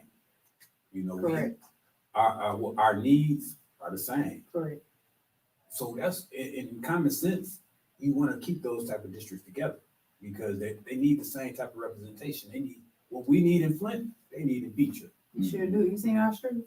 It's the same need. It's the same ask. Man, hey, So, Roy, but when you start pairing us Thank with communities that don't have those same needs Come on. and they gonna show up, so we already Get see left it. out. We already Don't see get it. left Like when it's time to vote for Flint and it's a county election, we need money to come to Flint. And you see people that won't. No, we're not gonna pay for that. We don't want that millage Right. because that don't benefit us. I am so grateful for a very wise woman, Pam Lovey. Years ago, when I went to, when they closed the senior citizen youth facilities, and I went to Lansing, told them I want to be at the table. And she said, if we're not at the table, we can't make no decisions. So it's important. We on the table. We're not at the table. Yeah, yes, sir. And so we don't want to be on the table. We want to be at the table to stand up and speak out for us. That we make sure we got a place, make sure we got a seat, make sure that we get what's rightfully ours, make sure that the schools are open, make sure that we have the needs for the education that we need for our children. And do I have children in school right now? No, I don't. But they're still my children. It's still The village is your children. that's it. And I've been fighting for the village. And I've stood up just like when GISD had that money. No, your formula is wrong. It's not working. And so we need a formula that's gonna work for us. And so we did get that formula. We did get where the money is coming directly to our own school district that we don't. Why do I need permission to get my money? You don't. Why do I need permission to get the help that I'm already entitled to, that has already been put there in place for me? Come on. Don't tell me you gonna issue it out or decide whether I can have it or not. No, ma'am, no, sir. We ain't even taking that no more. No. Let's make sure we drive the point of Yes, people boss. getting there tomorrow. I mean, not tomorrow, but making sure people get into the meeting on Tuesday. Yes. What is it gonna take for our people to start engaging? I know Sister Tara said folks at Vibes over there at Dink, we need you to go ahead and make sure the people in the clubs, regardless rules, whatever the case may be, everybody on the streets, everybody just in general, everybody who's been out there fighting for the water crisis, everybody who's tired has been fighting and just wants to sit down for a minute and need to get back up because we back in the fight again. We need to make sure everybody is there. Let's make sure that we have some strong representation at these meetings. And I like what we've been doing at these commission meetings because when we show up strong and they see that force and then they fall back. It's just the same thing we need to do with this redistricting. We need to make sure we show up with hundreds of people. And if we don't do it on the 26th. No, we need to be doing it on the 26th. It's too late. If we don't show up on the 26th. The 26th is the last. That's the last day. We can't even play. No. They We say already that's missed out on So one. we need to make sure we come out and we show up and we show out. We need to make sure we stop, we suspend ourselves from work, whatever the case may be. This is like election day for us. We ain't going to work. We gonna be leaving the office. We gonna make sure we gonna make one of those times from 1 to 3 and 5 to 8. Well, like Please I said, be please there. get there 12:30 so that you can sign up to make sure that you can speak. Yeah, Because your voice is so important. yeah. And if you coming at 5, then be there at 4. Be there for us. And we do have lunch prepared. And We will be have a be free willing- lunch. Be willing to be patient and wait. Yes. Sit I'm on there and 5, listen. Make sure you understand what's going on. All right. Take some preparation with you. Look at those notes because you need to understand even what we fighting for. The whole thing is about information. Everybody need to be knowledgeable of these things. Yes. When we talk about gerrymandering, right? When we talk about redlining, you understand the effects of how that have played us in the past. So those are the things that we fighting against. And when you talk about we've been fighting for a long time and doing the same stuff, this is how we start kicking that stuff down and not letting it come up again. We should not allow them to outline a map for us and tell us who we need to go ahead and who we need to merge with. We need to be outlining those maps and building with the people who got the same concerns. So, you know what I'm saying? Let's just make it make sense. And this is when we need to be on that. And it ain't got to be about no sides. It ain't got to, this ain't no voting, no election, none of that. Just make sure we standing up for the future. And I think one thing, and I hope you agree with me, Royce, is that we make sure we get a copy of the map so that we can pass it out. So if each one of us present our own map and all the maps are the same, you can't say you confused or you didn't understand. And so whatever tools that we need to have in order to make it plain, no confusion, no mistakes. But we also have to understand how hard people fought for this district, how hard they fought for us to make sure we have representation. And we know that once we lose that fight is going to be even harder to get it back. So do you have anybody manning like these social media sites that can flood this, like every hour post this and just So I reached out to the one with Black Lives Matter. We've been working with the NAACP. So we've been trying to work with any group in the community. This is like a unifying type of project right now. So like Dewan said, it's not election. So we ain't like I'm bagging this person or I'm bagging that person. But right now, this is the time for us to actually come together. We all got to come together right now and agree that if we go with the proposed map that they have now, we all lose. Right? We can come back. We can come back and decide the other stuff later. But right now, and that's what we need. We need all these different groups. You know what I'm saying? To put out that information.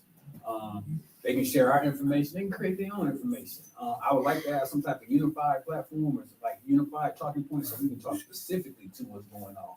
But sometimes what they need to hear is frustration. They need to hear that frustration. They need to hear that anger. Even if you don't know the talking points, get up there and let them know you're tired of this. And you let them know that we see that you're taking our voice away. You know, and then we're mixing enough people that's educated enough about the talking points. But we just need people to stand up and stand together. You hit them on all points, emotion, right? You hit them from the facts, right? And, you know, you basically need to tell them what they need to hear. Because a lot of times, you know, they just be listening and sometimes they just let that go in one ear out the other.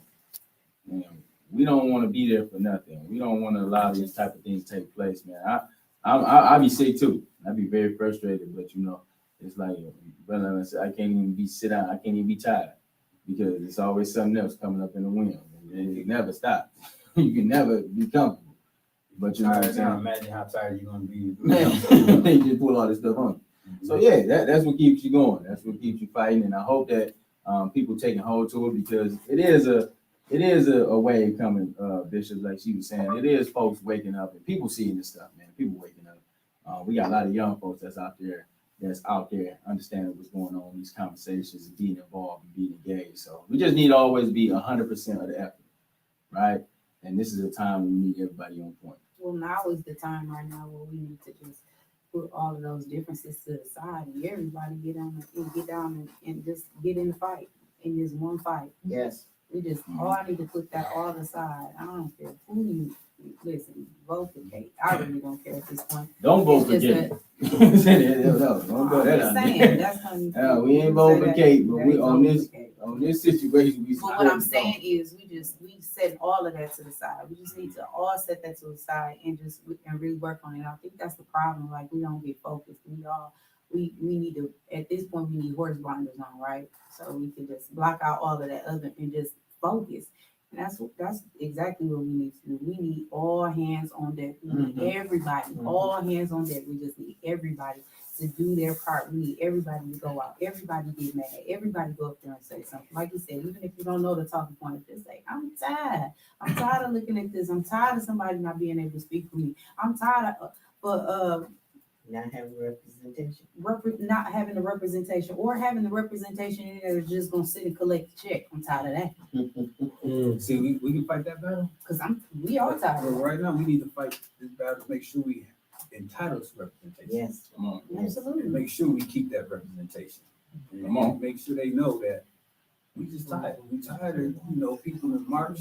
We did everything to get us what they got us. And slowly but surely, instead of us, see, we should have, when they fought for all that stuff in the Fight for more. we got that, right? We should have been growing off of that, right? Yeah. But instead of us growing, they've been repealing all of that stuff. Slowly. We got company. We got company. Well, Oh, we made it. The game changed a little bit too. So We got the some wrong people elected they changed officials. the game a little bit. We stopped educating. Yes. That's the problem, right? Wrong We stopped leadership. Right. educating. When you get a Stop win, talking Wrong about it. when leadership. you get a win in the game, they always change the game on you. Right? So you definitely got to be aware of that. So now it's not about voting. Now I heard somebody say appointments up here early, talking about them appointments. Yes. I learned about them Yes. administrators. Come on. See, people don't understand a lot of this stuff is ran by administrators. Mhm. You don't vote for administrators. That's right. So now I get in office. Hey, you got the same interests I got. So I'm gonna bring you on board and make these rules over here. You gonna run this part of the this agency over here for me.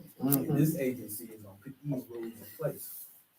But see, now we lose this 34th district to Swartz Creek and Mount Morris down to Mount Morris. But I We bring understand those that, people in. but you were served to lose it because this been going on for this long with the leadership you've been putting in place. See, when we say we finna lose something, ain't like we just finna lose it, it happened overnight. This was over years of building up. So if you do lose it, just like y'all saying people got to get it, it'll be our own fault. Well, I ain't gonna say mine, just the people that was in leadership. Every city council person you had, every mayor you had. See, sometimes you got to accept that And you, we gotta accept what we did. But we also have to understand and look at what else we lost. We lost population. Why do we lose population? we lost voices. Yes, we lost serious we lost voices. population and we lost Yeah, voices. we So therefore, it gave them the right to put their actions into play. And so to keep them from putting we needed 85,000 people and we only have 81, where we probably at before, few years before, we had 185,000. So we wasn't in jeopardy. We didn't have no, we wasn't in jeopardy of losing anything, but because of circumstances and situations, because of the pandemic, because of the water crisis. Self-made. All of it was self-made. Yes, it was. But who's suffering? But see, I'm a positive person, so I hear what you're talking about, and you talking about the negative stuff that happened. But now we got a chance to start writing some of that. So let's focus on writing it and let's get people on board. So what I learned, so I coach. Yeah. What I learned is when I chastise players all the time, they start putting their heads down. Yeah. And their confidence go away, and they ain't feeling it, they not listening as much. So now we want to come with positivity and just bring these people out. Yeah, but winning cures all that, but we're not winning. That's the point. I'm saying we can say positive. That's what we but I'm saying, but we study saying this 34th district, that's not a positive. What's the name? Mayor, that's not a positive. The city council, not positive. The board of education, we got new members on. That's not positive. I mean, and look at our. I'm just saying, look at our organizations that's supposed to be fighting for our rights and stuff like that. Where they at? Where they been for years? And I ain't just talking about now. I ain't talking about just saying something. These couple of days. See, that's what's wrong with us. We are too reactive as a city. We should have been proactive. We should have been planning and drawing our own maps up soon as they said it was a redistricting board being made and nobody from Flint was going to be on that board. Well, in this sense, this is still kind of proactive because this is late as proactive. If they take it away from us, that's reactive. But right now, we got an opportunity to do something before it's taken away from us. So that means what I'm saying is it's already basically it's already designed to take it over. It's like a formality. Like we're gonna tell people to call this number. They're gonna call this number. We're gonna pile up down there. It's gonna be 1 million of us. They're gonna hear us. And then they're going to keep on moving and watch them drop that new map. And it is totally different from what everybody get on that microphone and everybody down that phone is seeing. So I've been part of this process with the congressional district. So same thing was about to happen with the 5th congressional district, and they was How long have they been trying to tell their people about what's going on? So that process was a few weeks ago. That was the same week. I know the Gus Macker, and so the weekend before that meeting, we had meetings and talks about these talking points. And at that point, they were going to pair the 5th district with, I think, North Oakland County and I think some of Lapeer County. And people did move this right here, so it works. So I hear what you're saying. It works though. It wasn't a big planned out thing months in advance. It was the weekend before, and people got on that call, and people were on. I signed on through Zoom. I requested Sunday. I requested to speak Sunday. Monday morning, I had an email with my time to speak. So they're rethinking. So they're rethinking the way that they was gonna draw that map up. Yes. Okay, I just want to tone in. So Okay. let's definitely let's lock in. Please, let's be hand in hand down there. October 26th. That's next Tuesday. October 26th. First time from 1 to 3 p.m. Get there early, 12 o'clock if you want to talk. You got the second session starting at 5 and it runs to 8. Get there early, start at 4 if you want to go ahead and talk. But we want to make sure that we do have strong representation there and people are there. Be sure to check out the points that Brother Royce has provided on the Black Lives Matter page. We'll share it on this Fli-City Blackout broadcast too as well. But then also get some insights, some information. But then also, man, just bring your heart. Just bring a heart for the people that you want to see something different. You're tired of the same old things and you want to go ahead and change the course today. We ain't going to wait for tomorrow. We ain't waiting for somebody to do it for us. We're going to do it ourselves. So as we close that out, we want to transition into we have a special airing going on at 7:30. We got 2 minutes to it. Right? We all sit over there, Mickey? Mm-hmm. Okay. Brother Darius is not here because he just had a baby. Let's make some noise for Brother Darius. What do you have, boy or girl? Boy, congratulations, Darius. Yeah, so we definitely sending him positive vibes and blessings. Sierra, big shout out to you. Love y'all both. We actually did this song in representation for the city of Flint and just give some reverence to our city that we love so much.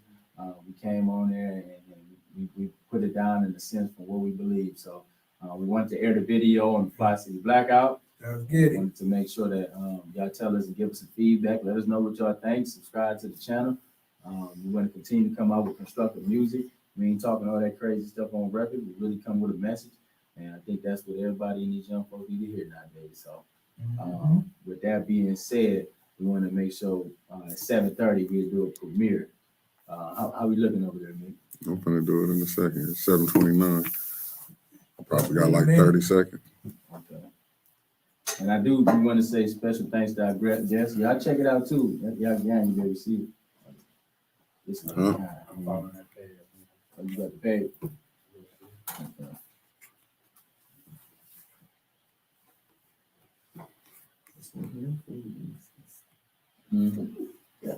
Virtual air license. It's 7:30, brother. Why yours ain't coming on? 7:30. Oh, there you go. Okay, y'all got 1 minute and 50 something seconds. I can move. I already took y'all off and just sitting on your phone.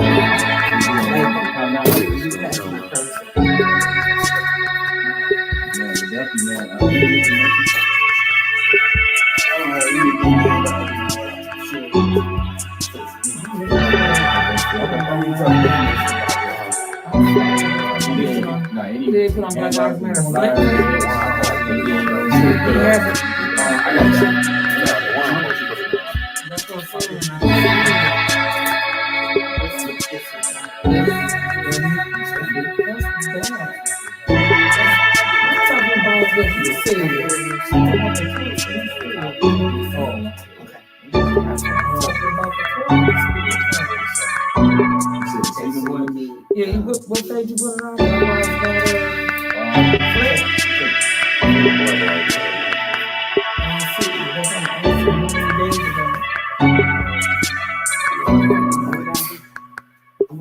Can you put it back up there?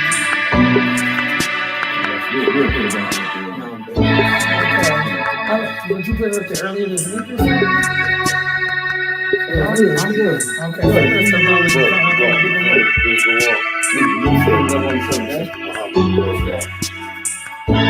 put up the point. She asked you about the point. I put it on the Black Lives Matter today. I can put it on this one today. Black Lives Matter, not Black Lives Matter point. Yeah, Black Lives Matter point. It's on the Black Caucus. You on YouTube? That's a hit. Okay. So what's actual page? I know you sent me this question. FLI-CITY.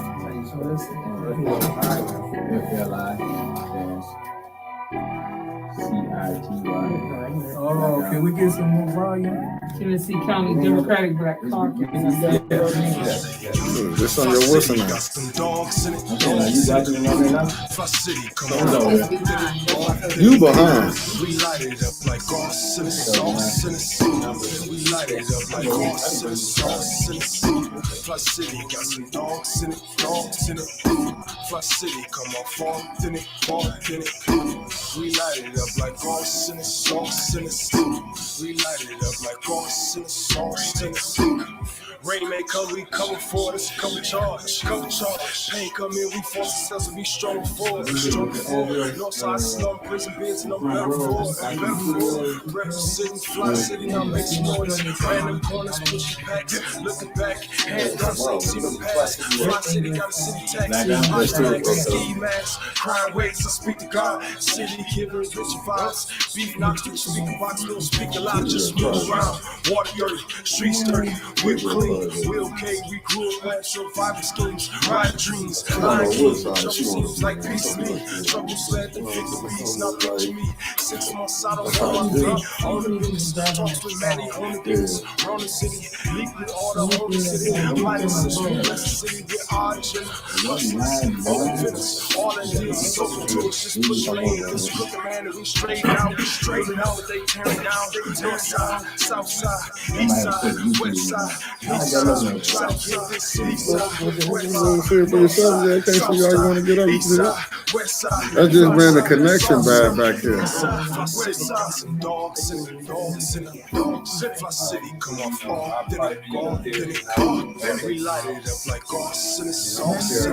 See the connection. And where's that? Connection bad back here. Okay, yeah, you got a flyer for it?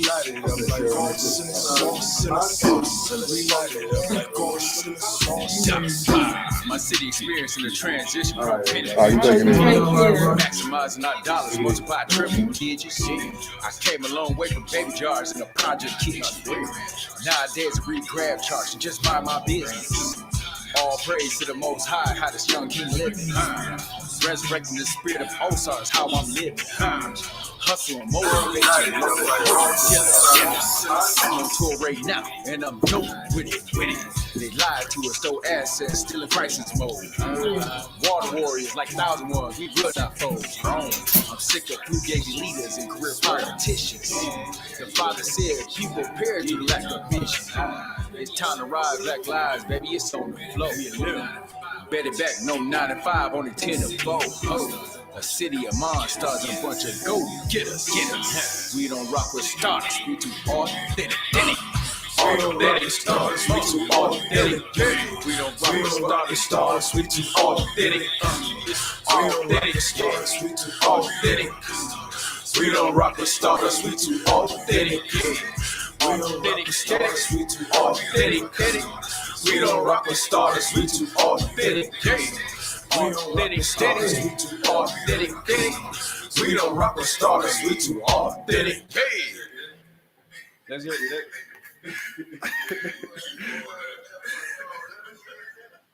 Yeah, I'm back online, baby. Oh, I need to move. Oh, yeah. Well, it's over, brother. Come on, yes. Just throw the Bible sick. All right. You know, that was definitely a world premiere Arsonist, man. Big shout out to A Paso, Roll X. You know, they definitely are some bright stars come out of Flint. Fire. Hey, you coming out of Flint, man. Definitely some Flint Town representatives. It was a joy to be able to do that. Yeah, you gotta get him to do it. Yeah, but y'all been playing. I didn't know it was wrong. Well, I put the video on. So let's go ahead and move and transition to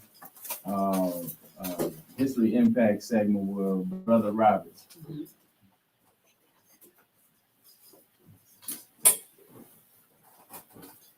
Hello, community, good, History Impact. Again, I'm always your conductor on this beautiful history train, guys. I'm glad that you guys are on board.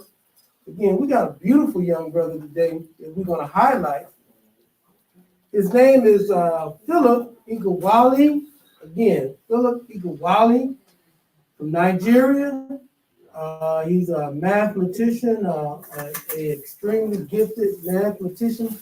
Kind of why I wanted to talk about him, because we a lot of times we be thinking about the tech industry, and we are just overwhelmed about Facebook and iChat and just all these different platforms that are being developed and embraced and making billions of dollars.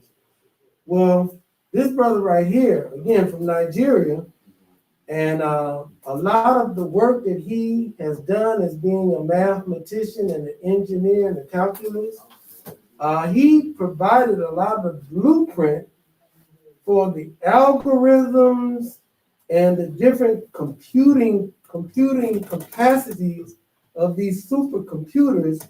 He laid the foundation and the framework for these individuals that have blown up. A lot of these guys never graduated, and college dropouts, like the guy that developed Facebook and Google, Instagram, a lot of these different high-tech platforms, didn't graduate from college, don't have degrees, and they're making billions of dollars, and they are really kind of running the world as far as the tech space.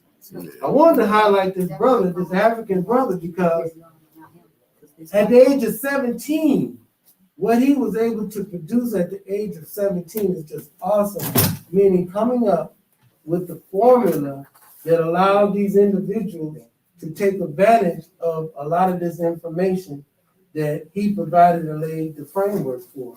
And so it's so important that we are, a lot of times as Black and brown people or people in the African diaspora, we don't know this information.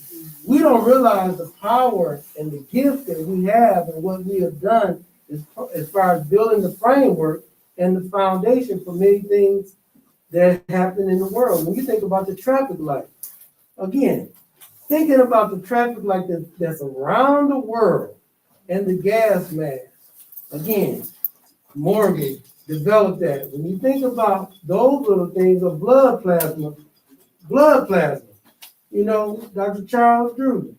And you think about the first open heart surgery, even though it happened in Egypt, but again, Daniel L. Williams in Chicago, Illinois. So like Garrett Morgan, again, the traffic light. And so why I wanted to really highlight this brother, and again, we always got to understand the foundation and where we come from and where information comes from and how information is started. And it helps us with our understanding of our history and who we are, and when we face and bombarded with a lot of things where we feel tired, we feel frustrated, we feel at our end, like at the end of the road, we have to continue to be inspired. That's why this history impact is so important, because we really want you guys to realize the gift that you and I are connected to our ancestors. We are connected in a powerful way. And because of things that have happened in the past is the whole reason why we are here today. And so he has won many awards. There's too many listed here. Went to the University of Michigan. I got issues with that school, very racist school. But again, he did perform at the elite level. Knowledge is power. A lot of times we are engaged in these institutions around the country. He was able to attend even Oregon State University, Washington State University, several other different Maryland University, because of his ability and because he was a genius, basically a genius, in the foundation of supercomputers. I want you guys to understand, he was able to come up with a way where you got 3.1 billion calculations per second. Listen to me. 3.1 billion calculations per second. This is what this brother helped develop. They had this first computer before the Big Mac, the IBM Big Mac. They had this thing called the connection machine. Now this is back in the primitive days. And again, this is like I said, before you had AOL and all that kind of stuff. Again, then the military was helping to really, the military was at the foundation of the high tech. They say your speech, you gotta pull your mask down. Oh, Yeah, they can't hear your speech. The military have always been at the foundation. Again, I'm practicing protocol, keeping my mask on. So my producer told me to take it off so you guys can hear me better. But a lot of times when we think about how these things are developed, military has been at the foundation of a lot of this information technology. The military has been the foundation of a lot of this stuff because they got unlimited resources and money. And so again, really wanted us to really connect with this gentleman because it's so important for us to realize in history, and we are talking about how history is being taught today. And just like with this brother right here, they want to say that critical race theory or across this country, they want to start denying the reality of the history when we think about real history, not his story, but real history, guys, where you don't have to lie about it. You don't have to make it up. You don't have to try to put no bells and whistles around it, guys. Real history is real history, man. Just like when we're thinking about, this trans garbage with David Chevelle. Again, everyone that's on this planet comes through the birth canal. You're not going to get around this. I don't care if you want to identify yourself as a pink, purple, and yellow dot. If you going to be birthed, you coming through the birth canal. Now, after that happens, then you want to be Caitlyn Jenner, or you want to turn into what's that guy, that black guy, some kind of black guy that plays Cinderella. So if you want to be my man to play Cinderella, or Cinderella's grandmother, or the fairy grandmother, that's your choice. And so what we're trying to do is lay the foundation of our real history and where that history come from so we can feel good about ourselves and stop pretending and stop hiding and stop denying our blackness and our ancestry. Because again, we come from the first people on the planet. We come from greatness. And so again, I always want to bring honest information to our community. Again, if you have any questions for me, please hit me up at Hubert Roberts, Black Lives Matter, or you can hit me my phone number, 810-394-4105. My email is mentorroberts@gmail.com. And again, this was another installation of History Impact. And again, we just love our community and continue to spread this information out to our community. We love you. We'll cut out. I love that, Brother Robbins. Well, thank you, my sister. I Thank you. did. That's always my favorite part of the show, to hear your history impact. I agree with you, and I wholeheartedly believe that, putting a label on who you are should come secondary. You're black first, right? Yeah, I think so. That's all I'm saying. I'm not knocking anybody for however they choose to live their life, right? Because it's not my life, it's yours, right? And you live it the way that you see fit. However, when you're black first, and that's what they're gonna see first. They ain't gonna see nothing else. They're gonna see you black first. Then they'll see that you are a man. Yeah. You are a woman. They're gonna see you black first. That's what they look for first. I'm sitting next to you. Sit right next to So top yeah, of the wine. but I thought that was great. We all need to look at those things, and make sure that we research those things, because I wanted to say, as Royce was talking, he says, I'm positive and I'm looking forward, but I am a firm believer that if you don't, I know I'm speaking, I'm talking. Hopefully you don't hear me. No, that's right. I'm a firm believer that if you don't know where you've been, you don't know where you're going, right? What's gonna happen? So, I believe that we need to always be cognizant of our history and know our history so that we know where we're heading and where we're going. And like you said earlier, history shows that some things work. And when it does, why we got veer from the process? We don't need to reinvent the wheel. Right, We just need to keep rolling. And one thing that's unique and over the years and even over the centuries, thousands of years, if history wasn't so important, why did they use so much effort to revise it, change it, and hide it? So again, always remember that. That's why you guys just double check what I bring to the table. Right. Again, I bring receipts. But again, we all can improve on understanding who we are because it affects the present that we live in now and the future. That's what history really does. It really gives you a real understanding because people always talk about white Jesus, which is crazy. But the Jesus that I understand was brother, and he was a revolutionist. And a lot of times with revolutionists, they kill him, and they kill Jesus. So we got a beautiful sister here. So we'll introduce our sister. Hello, we have Miss Sister Audrey Young. Best for the second is in the house. Always good to see you all. I'm always happy seeing you all. How are you? I'm wonderful. How's everything going? It's going great. All right. We good. We out there. All right. What you here to talk to us about today? You all gotta get out and vote on November the 2nd. Yes. Yes. You heard earlier in the show the things that's happening on the state level, the county level. You can't make a change or a difference if you're not out there in it to make a change or a difference. It's just some different words and things that I've heard, and I've been thinking about some of the drum roll and the sayings that I heard that's kind of don't make sense. And a lot of times, a lot of us like to play what they call them the armchair quarterback. Right, Monday morning quarterback. Monday morning. I'm not trying to step on no toes, but we can always tell people what they need to do and what they should do, and don't get out there and get active and try to do nothing and make the changes themselves. We all are instrumental in making changes. Oh boy. I get tired of seeing the armchair quarterbacks. You want to make a change and a difference, you have to be active in your community. That doesn't mean you have to be in a political position. Absolutely. But you gotta be active.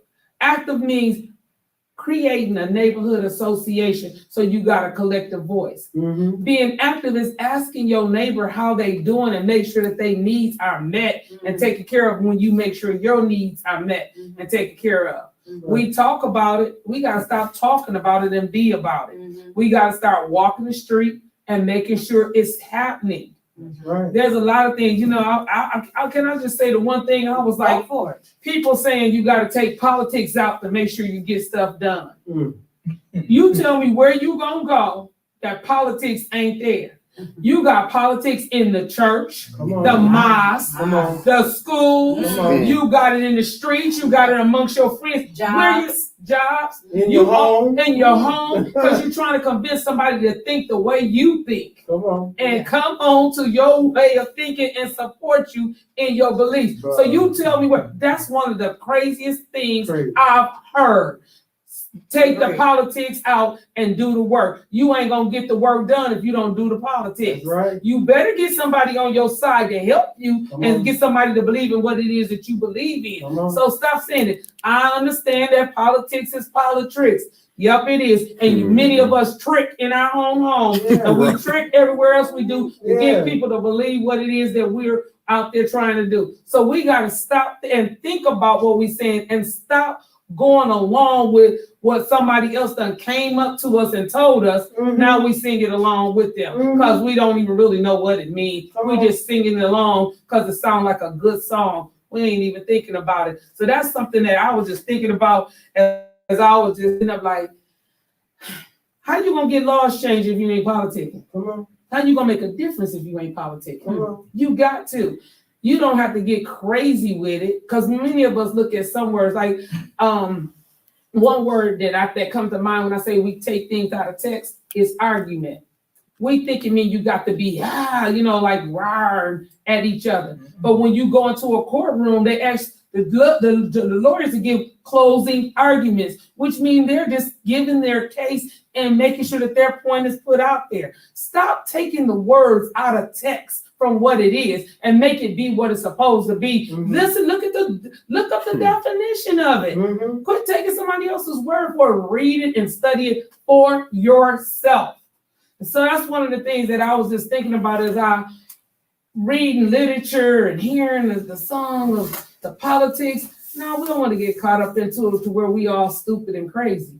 However, there's politics everywhere you go. And when you say that, Doc, it's amazing to hear you say that and how Donald Trump and you have the politics taking place, and these people believe that he won the election. Yep. When you just said debating and having a conversation and influencing people to support a lie. Think about that. Look at that power. Literally supporting and dying and going up to the Capitol and saying that's our place. Yes, they did. So that's an example of the influence of insanity. It is. I think even more so is this. Well, not even more so, but I think that right along with that is it's all the dirty games in behind it, right? Yes. And all the talking nasty about people, and then people just listen to it because people love drama, people love gossip, right? And so then they would rather listen to that and hear all of that foolishness as opposed to looking it up themselves and seeing what Sister Audrey is all about for real. Seeing what Lakeisha Terrell is all about for real, right? Yeah. Seeing what Rich Jones is all about for real, Right. As opposed to doing all of those things, or or just being upset because Eric Mays is passionate about it, and his way of speaking about it isn't your way of speaking about it, right? Exactly. I just I don't know. I'm just one of those people because maybe because I'm unorthodox in the way that I present things too. I'm not always cool, calm, and collected when I say it, but when I'm passionate about it, I'm passionate about it. I ain't knocking nobody for their passion. Like I don't knock Rich Jones for his passion, I'm not here for your passion. Right, exactly. Like, what you yelling for? What the hell is, but when you passionate about it, that's how you feel, that's how you feel. Yeah. Right. You can't argue with somebody about how they feel. Nope. Right? And I'm just messing with you. I appreciate you. No matter, what's been going on or what's being said and who's supporting you, who's not supporting you, you keep pushing. I sure do. appreciate you. I sure do. You can't stop. Because guess what? You only need the one real cheerleader, and that's God. That's right. So the other ones, they can do whatever they want, say whatever they want to say. That's right. You can't stop God. That's Man right. plan and God plan. Yeah. We know who the best of planners That's is. right. So I have to take that and put him definitely at the forefront. Absolutely. But I just wanted to acknowledge that. Thank and I you. just wanted to say that I Thank appreciate you. you and I appreciate you. Thank I see you. you keeping on, keeping on. Right. Yes. Keep on keeping on. So And- keep on But keeping you know on. what? When the devil get busy, God get busier. That's So right. as That's I right. see the devil trying to take a hold, I just move myself out instantly and move out in a whole different manner. That's And a right. lot of times, actually, I really truly feel blessed. Mhm. I Okay. feel blessed and highly favored Mhm. Okay. because my spirit is in a different place. Look at that. Mhm. My spirit. Sometimes we get to using things as crutches for us. Mm-hmm. And when the crutches get Talk about removed, you gotta walk, Talk about it. and then you gotta be Talk independent. about it. So I'm thankful. I'm thankful for everything that everybody has done, the good and the bad. Mm-hmm. That they done. But that's the resilience of a woman, right? Ooh, Come on. That's don't the talk about it. That's the resilience of a woman, right? I got a statement I wrote on resilience. It's the resilience of a woman because I don't know if you saw it earlier, and I was saying I'm tired. Yes. I'm tired, but I'm not saying I'm quitting. Quitting. That's right. That's I am the saying I'm difference. tired. We get tired of a lot of things, but I think that is just the resilience of a woman, and that just shows that you are in divine time, right? Right. Yes, you are in divine time. Yes. And you are resilient, and I appreciate that. And enough people don't give out flowers and say they appreciate it enough, Thank you. I right? appreciate And it. but that is the resilience of a woman, right? Because we have all of these things in place, and we are downtrodden, Yes. Mhm. Yes. downtrodden, right? Yes, And exactly. all of these things that happen Come on. because you are a mother, Yes. Come on. you are a woman, Come on. you are a help babe, Mhm. you are all of these things, right? Right. And then we just and people don't think about that. They're not cognizant of that, of all these things that are just beating you down. Right. But even more than that, we are usually always the ones that's standing out there alone. Yes. Come on. Right? Come Harriet on. Tubman. And it just Right.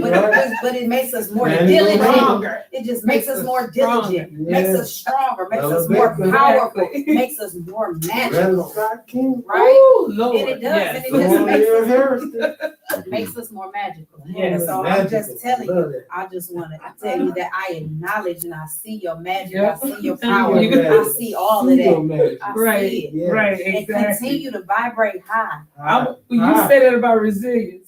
I will read this. I wrote Okay, this go for it. today because I have been thinking, dang, what made me who I am? And I think about my mom and my dad, because those are two I can mainly reflect on, and my mother's mother. The rest of the, like my grandfather, two grandfathers, and my other grandmother, I never got a chance to know. So I came up with this. I said, I am the descendant of resiliency. My forefathers survived being exiled into the wilds of the jungle. They survived the Middle Passage, over 400 years of chattel physical slavery, and now over 100 years of mental slavery. And at the 100 years of Jim Crow, they produced me, and I stand on resilience today. Holla. I love that. I'm with you with that. I'm gonna post it. I'm gonna post it on Yeah. Facebook. Post that. But I wrote that, and I was like, I love that. what made me who I am? Yeah. Wow. Because I just think of all the stuff that my mama instilled in me, and every day is something I see that reminds me of what she taught me. So I'm like, dang, mama taught us that. Okay, now I see why she said that then. Yeah. But it didn't, of course I took it in, but it didn't add up until. Right. But it's always something to remind me, and those are my little pearls that I get. I say from God every day, because He makes sure I'm reminded of what it was, and she fought on. I talked before about her activism in the community, and it's so crazy because Mother Deloney all this time didn't realize she was me and Sister Janice's mom. My sister, Mother Deloney used to work with my mom and do stuff in the community back in the 70s. Whoa. So she was like, I said, so now can you see what we're doing right now is my mother? She said, yes, Wow. I can see it. That's beautiful. And you know what? Yes. That's the beauty of the ancestors, right? They Yeah. always drop those jewels so you can pick Come them on. up, Yeah. put them Yeah, in your pocket, yep, and pull them out exactly. when you need it. That's Exactly. the beauty of it, right? It's so beautiful. Yeah. It's so And that's beautiful. but that's their magic, because they Mhm. left it behind for us, right? Yeah. For us to pick it up, and she gave you a little bit of yours, Yes, and then she you did. have a little bit of your own, right? Yes, Mhm. exactly. That's Added into there. I That's call it. that gumbo. And I was just There you going to go. say, That you mix it gumbo. in the pot. You mix it in That the pot. gumbo. now. That's right. Call it gumbo. And Come now on. you got all that magic out there, and you Come put on. all that good juju out Yes, there. that's right. Yeah. Yeah. That's right. Yeah. That's right. That's right. Yeah. Just some of the things other things that came to mind too was, we talk about crime. And I asked somebody, I knocked on somebody's door the other day, and they said, we got to do something about the crime. I said, can you tell me, what would you suggest we do about the crime? Mhm. She just stopped and looked at me because she had no answer. Mhm. She just wanted to go away. I said, do you think we need more police? She said, no, the police need to respond when we call them. I said, okay, what else do you think? I said, we talk about crime, and I started thinking, you got to analyze crime. What's really happening that's making crime? People robbing, they're selling drugs, they're killing. So even though everyone is not robbing because they have a need, some are robbing because they just want to get, designer clothes or whatever else. But some people are actually robbing or stealing because they want to see something better. It's basically what all of them want to do, even if it makes sense to us or not. but that's the basis of it. What if they had gainful employment where they didn't have to feel like they needed to rob? So you can't go in and start talking about let's fight crime and they talk about economic development. They go hand in hand. Right. So I hear that the stuff said the main problems here is crime is one of them and blight is the other one.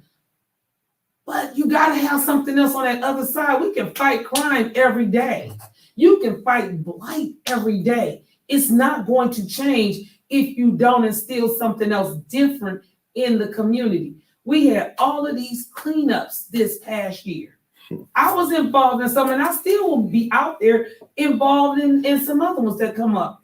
But that's something that the city was getting paid to do, and the citizens is giving free labor to the city to get that done. Now, tell me, how many of the people out here would do it if they didn't have the chance and opportunity, like say for instance, if they had to go in their own pocket and buy the garbage bag, would they still clean up? Would they still try to beautify their own area? Would you still paint if you didn't get it for free and you had to pay for it out your own pocket? Come on. Would you plant flowers if you had to do it and you didn't get any money to plant the flowers and that had to come out your pocket? Some of us will. I got a big question. Would you do it because would you do it without the cameras and without the accolades, without the write-ups and the papers? Would you do it then? Thank you. Because I know a lot of folks We can drop the mic on that. Man, listen, because I know a lot of folks is doing that just for the accolades, just for the trophy, just for the pat on the back. Right? Yes, exactly. Just for the camera, just for the picture, just for the photo op, just for the article in the paper. Right, exactly. You can't do it for that. You got to have a strong love and need for that, a desire to do that.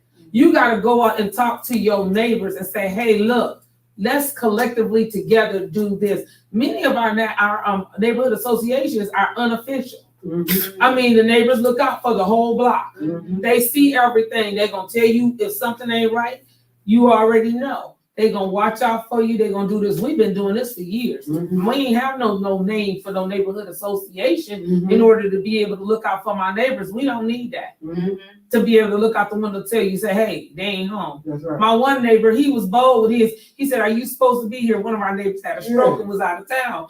And we laughed about it because he went over there and asked people, are you supposed to be here? Oh, yeah, I'm her nephew. He said, well, then you don't mind me taking a picture of you and your car and your license plate. That's right. And that's how we have to do. We gotta be strong like that in our community. That's how you gonna keep crime down. The dumping keep happening but in many of the neighborhoods, a lot of the people are paying to get the grass cut themselves. See? They either cutting it themselves or they paying somebody to cut it. Those lots belong to the city and to the county. The county need to be held accountable for what they supposed to be doing. These dilapidated houses and garages falling down and trees falling on houses and stuff around here. We gotta hold the city accountable for that. And not only the city, the county, because the county got that ARPA money too. What are they gonna do with land bank and making sure whole land bank feet to the fire and making sure they coming out and taking care of that land too? It don't only just belong and fall on the city of Flint. It falls on Genesee County. You all call your county commissioners and hold their feet to the fire because we got to do it all together. It's not just one entity, it's both. And not only just them, guess what? Call the state. Call your state representative because they getting funding to help take care of what the area that they are representing. They gotta do better, but we gotta collectively call them on the carpet. And it's not we trying to beat up on them. That's not it. We just want you to be responsible and hold you accountable for what we elected you to do. I got a call yesterday from someone down at the city who gave me their number, Mrs. Self. If you call downtown and ask for her last name is Self, S-E-L-F. Only thing you have to do is give her your name, your address, and your phone number, and your email. She will put you on the list because they got special funding to go and take care of the sidewalks that's pushed up from the tree roots. They supposed to come out there and take care of it. Now, if you want other sidewalks from just regular wear and tear, they got a 50-50 program. You have to pay 50%, the city pay 50%. And then the restoration, they telling us Goyette quit. They quit the city They quit. They are not even available to go out and do the restoration. So you can forget it. The restoration ain't even taking place the rest of this year. Because they're looking for the funding to come in, but they don't have nobody to do the work. So my thing is, you get rid of the people who was working and doing the work. Now you ain't got nobody to do the work. You know, so we gotta work together, but we gotta hold their feet to the fire. I thank myself for calling me back. She talked to me. She said, "You ask me as many questions as you want." That's how she said it. So if you call down there and ask for her, they'll get you to her extension. She will call you back and get your information. I passed out her number to about 10 people since she gave it to me yesterday. Yeah, so I mean, I got the number and stuff. I will post it on Facebook today too. What the information that she gave me and said that you need to call in, or you can even email her. And she's at the city of Flint. You gonna put it on your Facebook? I'm gonna put it on my Facebook page, make sure I share. Then I can share you all and with you all, and y'all can share it and stuff. Put it on the Black Lives Matter. One thing I want to jump in and circle back at, so because I think crime is very important to really flush it out, because you know, to be honest with you, after 1865, yes, when Black people started competing for jobs, yes, they invented the 13th Amendment to make sure that we would be locked up, and the laws to be codified. Absolutely. When you think about Jim Crow and Reconstruction. So don't never get that twisted, because they are related, number one. And that's another thing that we don't understand about history. Number two, in the 60s and prior to that, Flint had no crime problem because everybody was working. So when you think about crime and people become destitute, we have to say that they are related. Yes. And then another thing, when you talk about resources and taxes, when Ronald Reagan in office, national tax rate was 70%. Meaning rich people had to pay 70% of their higher earning into the national coffers, right? Yes. When he left office, down to 25%. So again, y'all got to look at the connection. Taxes go into the pot to run our municipalities across counties, cities, and however you want to define it. Okay. And I know, forgetting for this language, but white people don't want to share resources. No. Number one. So when we think about why our communities and why we have no swimming pools, skating rinks, team clubs, why we don't have all these things that the county has. When you look at Flushing, Davidson, and you talk about what the county is doing and what's not happening in their city, they have no problem with their grass being cut, with their roads being paved. The county got it going on. Yes. But back to what you're saying, holding these people feet to the fire. The biggest problem that we having is the serious ignorance that we continue as a collective body fighting over emotions, and as you said about arguing and debating. So if me and you are debating, sometimes it can elevate different degrees. Right. But we're in a debate, Right. which is an argument. Which is Because what we're trying to say is, I'm listening to your point of view, and you listening to mine. So we both are working to get one another over to each other's side. Exactly. Now, if we're going to deal with facts, Yes. then you bring your information, and I'm checking you out. Right. And I'm listening to you, Right. and I got mine. Right. You know, if your information is right and what I had was wrong, and now I got to be in a position to say, my sister, you know what? Yeah. I'm going to take this, study a little more, and then I'm going to come on board with you, because you have convinced me that what I thought was wrong. And I have to be in a place, and like my sister always say, I got to be in a spirit place to say, you know, this is right. With new information, I'm going to do something a little bit different. Yes. So when we think about everything that you just said, and I think that's why we're in such a dire situation, because we have so many in our community that are literally willing to believe and support a lie. Yes. They are willing Yes, and they are. literally saying that I'm not going to even pick up the paper on the ground that's in my neighbor's driveway. And then I am so frustrated with myself, with my black self, with my American black self, that I support the Republican dogma. Now that's where we at. Yeah. I also think that sometimes, you know, like you said, you bring your facts and you bring your facts. But I think also sometimes that, you know, if somebody has some facts and you don't have any rebuttal to it, you just need to be quiet. Oh, yes. And I think that's the That's issue a sometimes. True. Sometimes you gotta be quiet. Cause I say this all the time. Like Whoa. earlier when they were talking about the road commission and the things that was going on, I was silent over here. You probably hear a rat piss on cotton how silent I was Right. because I don't know anything about it. So That's I'm not right. gonna talk about it. Right. That's I'm not right. gonna speak on it. I'm not gonna spew any ignorance over something I don't know. Right, That's exactly. good. That's good. And I think that we need to be mindful of those things too. And if you know, that old thing, if it don't apply, let it fly. Mm-hmm. If it don't apply, let it fly. Or if you don't know anything about it, don't speak on it. Do your research and then come back to it and say, hey, I couldn't speak on it the last time. However, now, I got some ammunition. now I got something for you. Can we go back to this debate? Yes, ma'am. You know, but I think that we don't do that enough either, you know, because we always want to you just got to say something. Right? And I think so. And what's critical about us as a people is that we become so emotional. I think that emotion, especially like you say, with no substance, has just crippled our community. So do you think, I have a question about that. I'm glad you say that because I say that all the time. I say we too emotional. We want to be too PC. Is that it? Do we have to put everything has to be so politically correct? Does everything have to be so PC that we can't speak to each other, you know, where we're at and where we feel, just like where we at. Like when I'm like if I'm in that spot, like why can't I say that to you? Yeah. Why do you have to say I identify as he and him? You know, when I talk to you, I can't say, listen here, bro, man, you don't call me that. No. I don't identify as that. Yes, I understand what you're saying. Time out. Time out. Flag on the play. Do I want a full? I want a half. Like, hold on. Hold on. Where do we get that sensitive to where I can't just be, you know, I just can't speak to you and I can't tell you where I'm at in my place, right?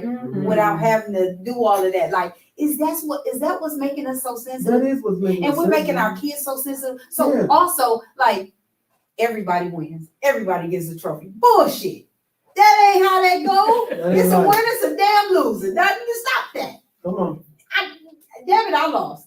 Right? The score said 114-7. I'm in the 7. I lost. I lost. Why get a damn trophy? You shouldn't. That's the problem. That's the So problem. now they get older, and now you think you gotta have a trophy for everything. Come on. No, the hell you Conditioning don't. You don't get no Conditioning. trophy for Yep. that. Yep. Stop it. Stop. We gotta stop that. And so now we're teaching these little children that you can lose 145-7, but you still get a medal. Come on, man. No, the hell you don't. No, you Now, don't. if you don't know how to lose, how you gonna know how to win? That's the You point. can't. Yes, right. And that's what, and like you just said, that's why we have screwed up people. We got screwed up adults. We got And we screwed up think it's politicians. Now we And sensitive again- as shit. And again, a lot of times, even that sensitivity has been so perverted because we don't want to own up to our own S because we keep True. masking. True. All of us are walking around and pretending.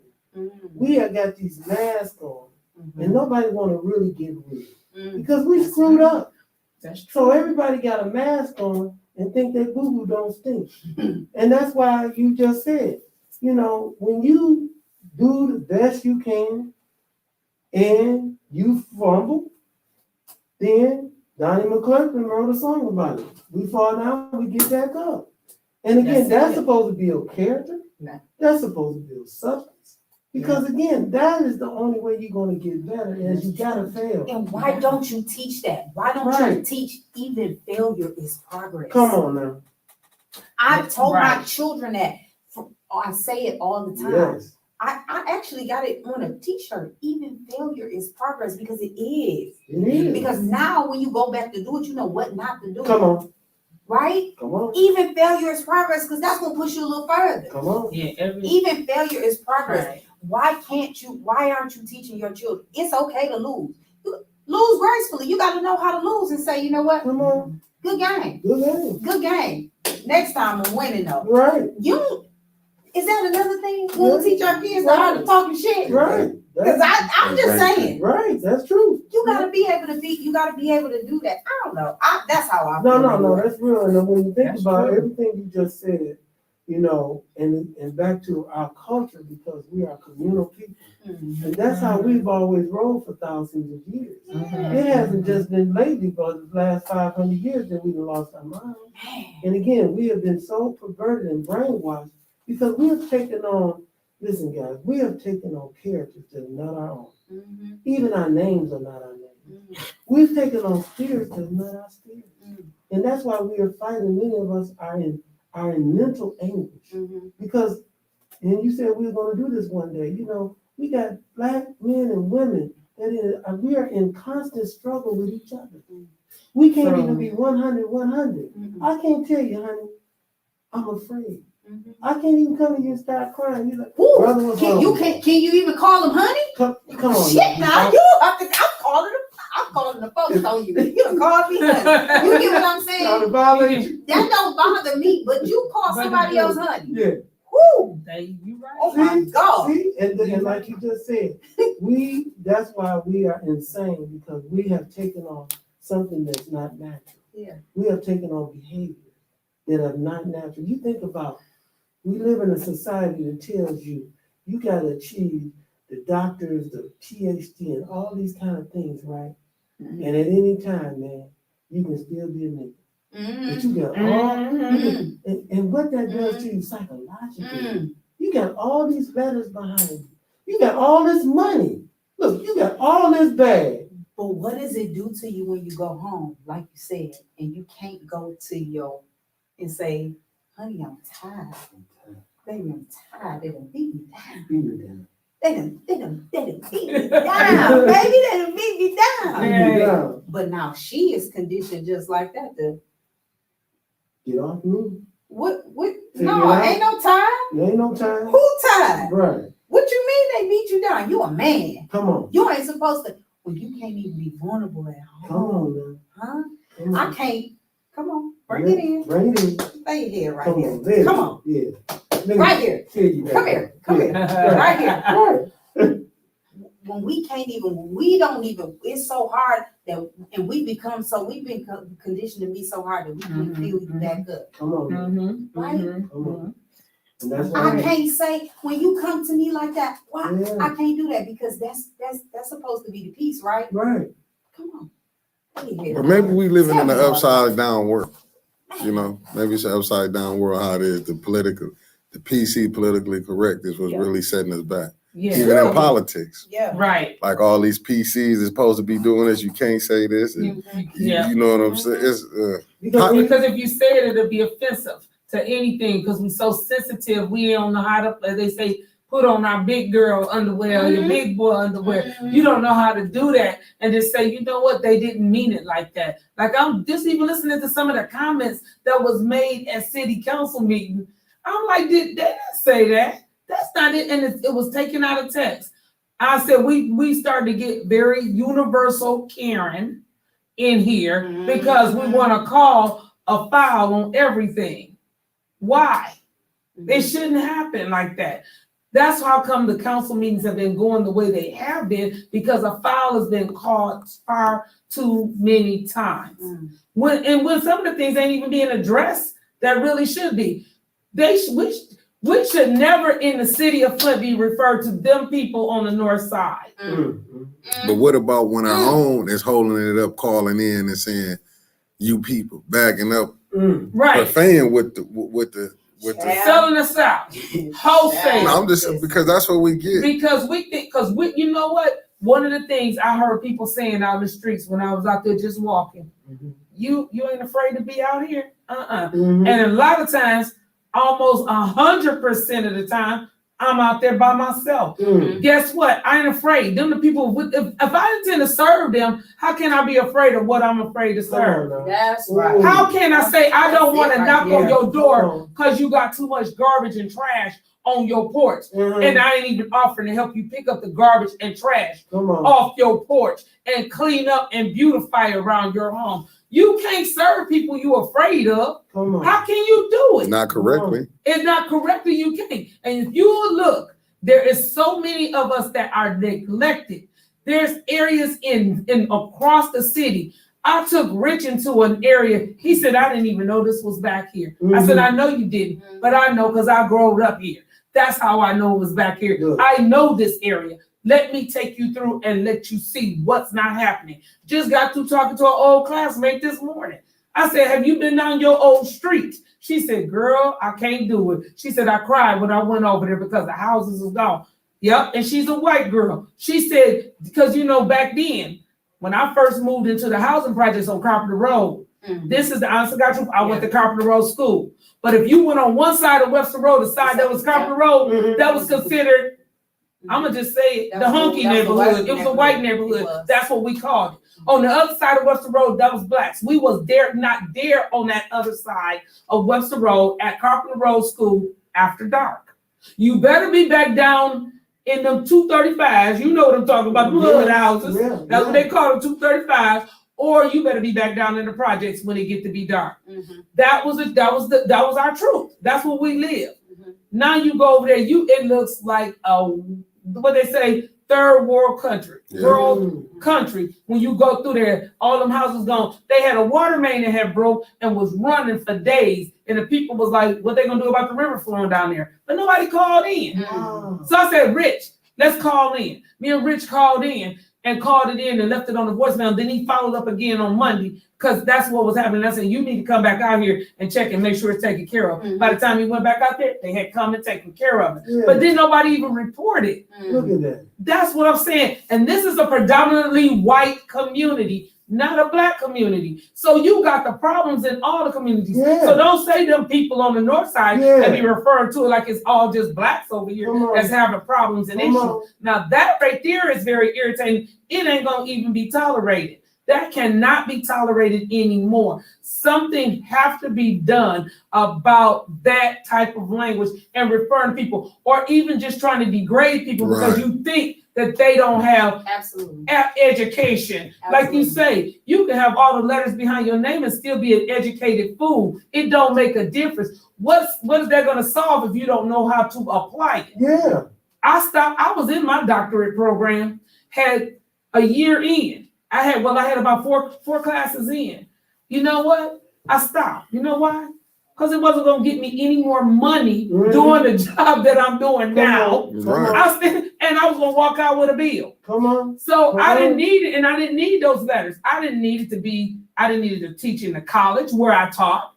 I didn't need it to be a rehab director where I was at the second highest paid in the building. I got paid more than the DON. I didn't need it to go and work into the schools where I'm at now, working some with the children, and it wasn't going to give me any more pay.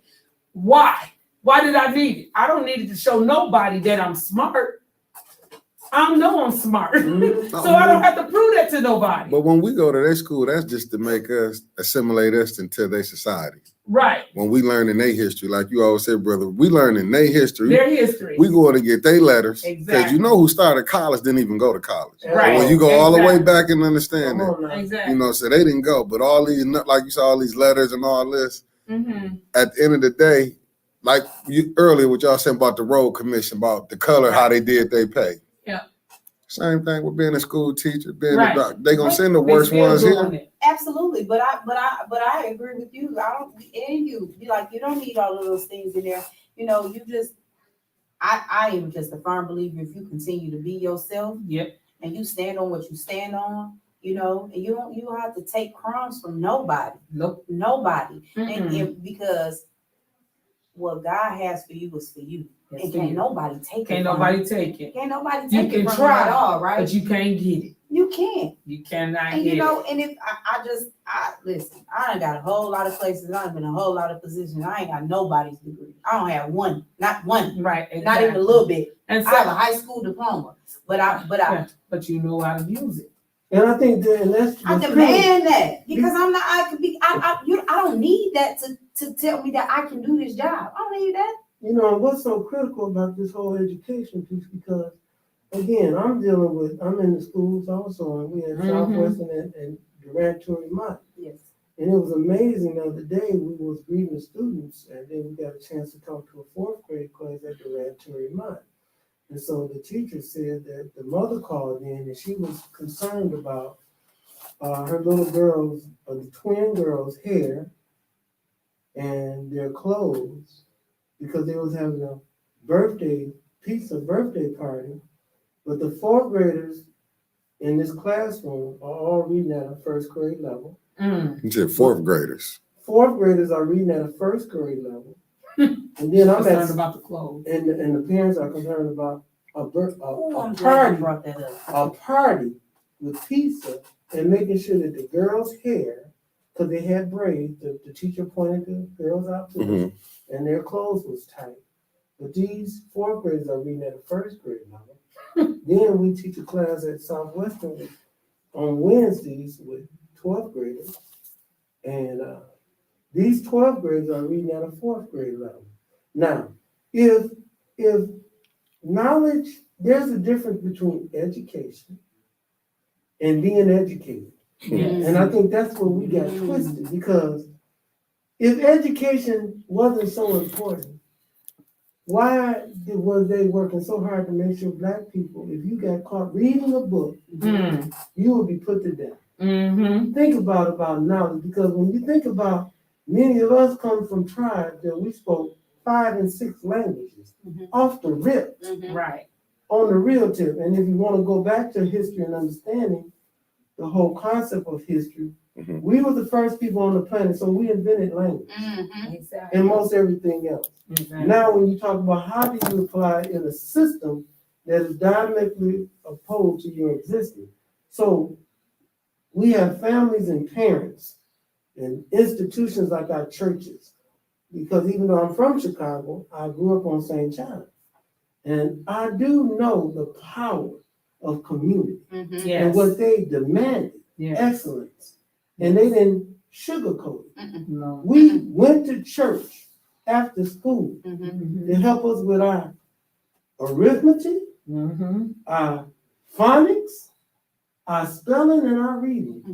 And they weren't playing. Yes. So Look, they weren't playing. So, Brother Roberts, I'm glad you brought that up, because that was something that happened on the show last week that was talked about that I want to say now. So why are we putting all of this just on the teachers? We ain't doing no work at home. Unacceptable. You can't tell me that I found out that such and such only had this amount of reading capability, but they were in this grade. What do you mean? Isn't that your family? Unacceptable.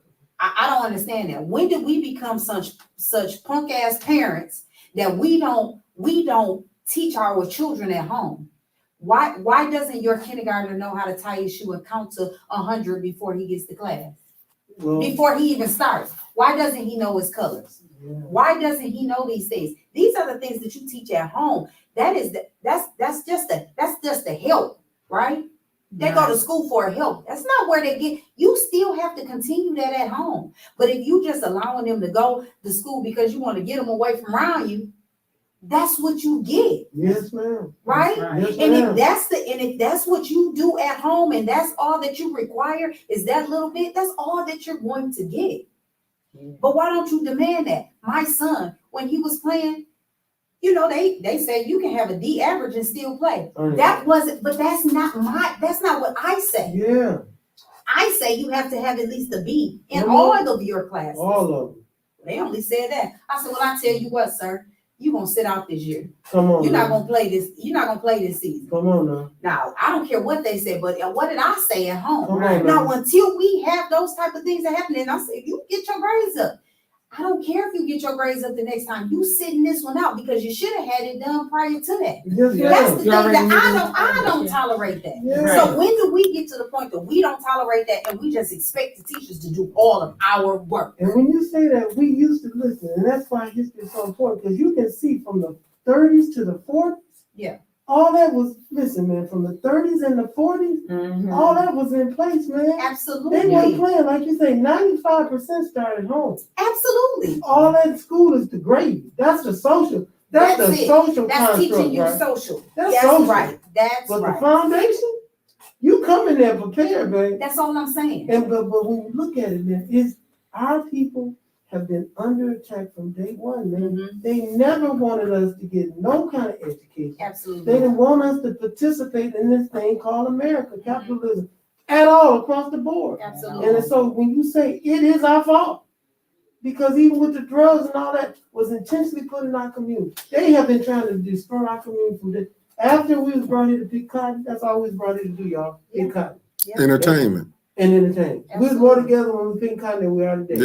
Yeah. And now it's appalling that they are playing basketball and football. It's appalling that they having concerts and doing all these kind of things while they cutting off our balls. We playing balls and they cutting off our balls. Sport and play. And then Steph Curry then went and bought a $10 million car and people can't read and play. But he got a $10 million car. That's a travesty. No black He chain bought- grocery he bought a stores. $10 million car and Ben Harbor has zero water. Come on. They can't even flush their Yeah, toilets. they just come put on. that. Yeah, down They, that's don't- they have no Yeah, water. in the They comments can't they even flush said their they toilets. They toilets. can't take a shower. They have They zero had a water. big- But he major is water buying break, main break. Major. $10 million cars. You get what I'm saying? We are so Our we be priorities focused on are the not wrong shit. focused, right? We're not That's the rainy day fund. But We why? be focused on the wrong shit. But why? And then we wanna blame somebody else for our own plight. Yeah. I can't blame that teacher for my child not being able to read because they Right. were supposed to go in there with what they needed to even get that in the first place. Come on. It I takes a village. can't be mad at you if you're teaching my child. I Mhm. can't be mad at you because my child can't tie a shoe. Come I on. can't be mad at you because my child don't know that this is a rectangle, Come on. not a square. Come on Right. now. I can't be mad at you about that Right. because Right. that's what I'm Working supposed together. to be doing. I'm supposed to be doing that at home. I'm Right. supposed to be giving you something to work with. Well, you know, I'm gonna tell you something. I'm gonna give you a perspective. I had a friend that had a son, and he went maybe first or second grade, and they was like, "Oh, he is so smart," which he was.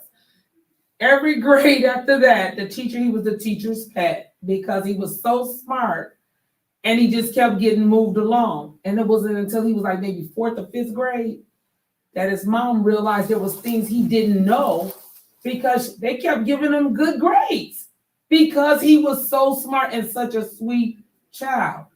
Then when she realized that she had to pull him back, he's very well known around here in the city right now.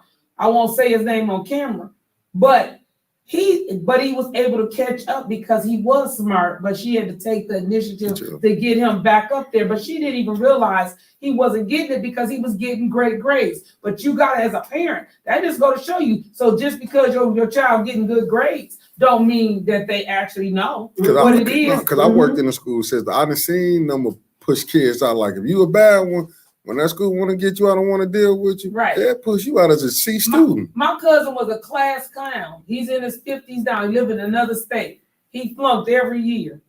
Every year he went to summer school because he was a class clown. He can make you laugh still even right now. He in his 50s. The teachers will pass him through the summer and he make it to the next grade. No joke. But him, he's fun loving. No, that's And you know the teachers just love no. him. Some teachers be like, "I'm gonna get you a part of here to give you a head start in life." But he wanted to play basketball, and I'm praying he ain't watched me talk. He probably watched me talk about it. But he wanted to play basketball. He would get his uniform, and the next day he'd get it taken from him because he didn't have the grades. 1 year, he said, "I can't go out and do nothing. I got to get them grades up." And he made it on the team 1 year because he had to stop and dedicate himself. But it was like, but there was, some different things that was going on there. But they just passed him. I was like, "So you made it through summer school?" But like, you're in summer school. And his mom and dad. We can't knock that. We can't knock that, brother. I did it too. I always had to make up one. Only 1 year I ain't go. It was in the 10th.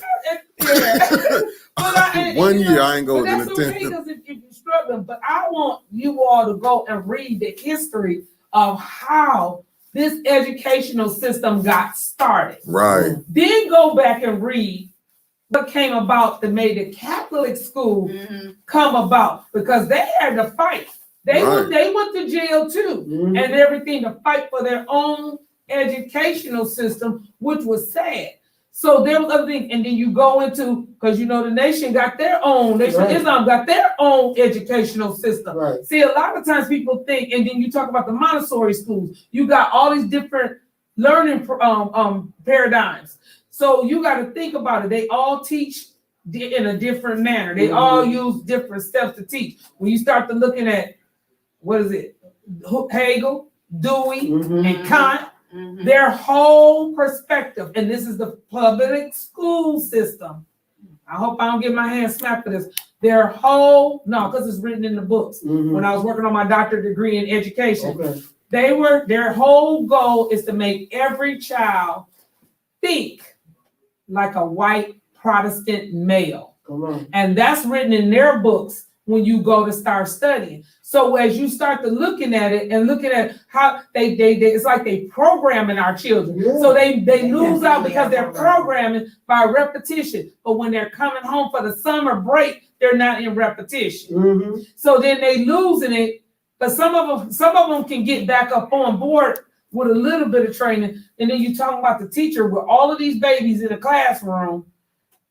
And it's always that one in the classroom that's going to be the class clown, that's going to disturb the energy in the room. The teacher got to keep saying, sit down. Now they got to add it on, put your mask back on. So, you know, you're talking about a whole lot of perspectives that's there. I sit up a lot of times when I'm going to get my children to work with them, I sit up and walk past some of the classrooms. Now, you go to the outside of the city school of the city, they don't have as large of classrooms as sizes as they have in the city, which is a problem. It is. Which is a serious problem, because there's no way. You just think about it.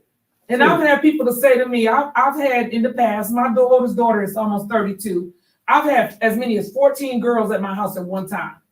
And they said, how you have so many children at my house? Well, the teacher got 24. So how you think she feel on a day-to-day basis? I only had 14 for a little, well, not even 48 hours.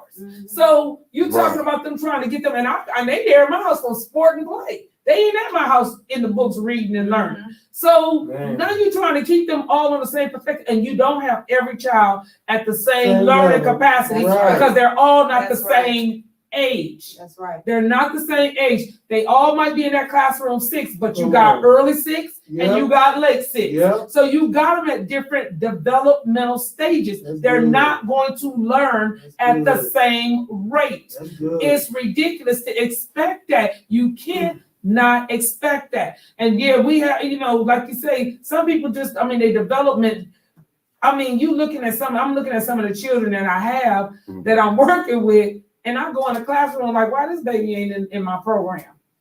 You know, I'm a therapist, I'm an OT, I'm an occupational therapist. So like, why this baby right here ain't coming to see me too?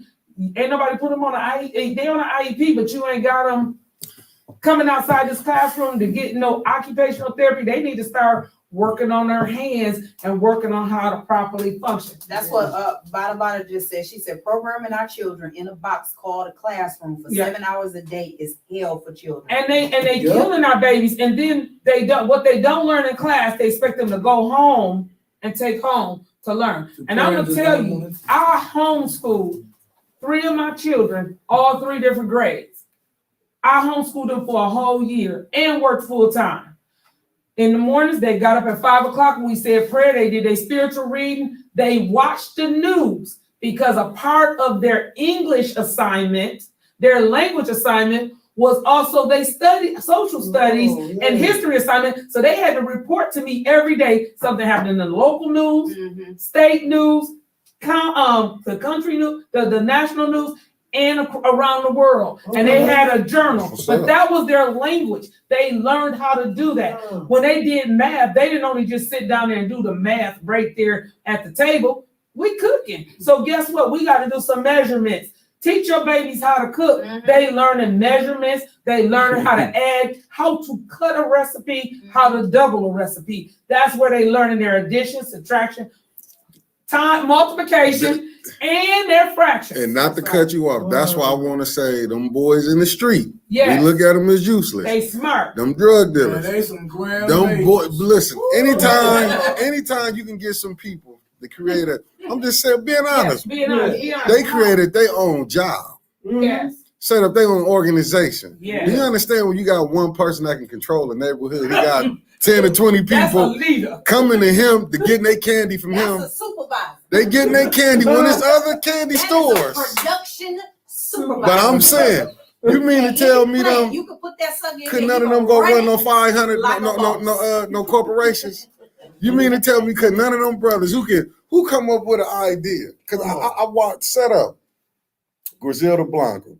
I watched the black dude. I watched the story, the cocaine cowboy. I did too. He watched her. These will be called undesirables. Yep. Right. He came up with a plan from watching TV when he saw her story on American Most Wanted and said, I'm gonna get with her.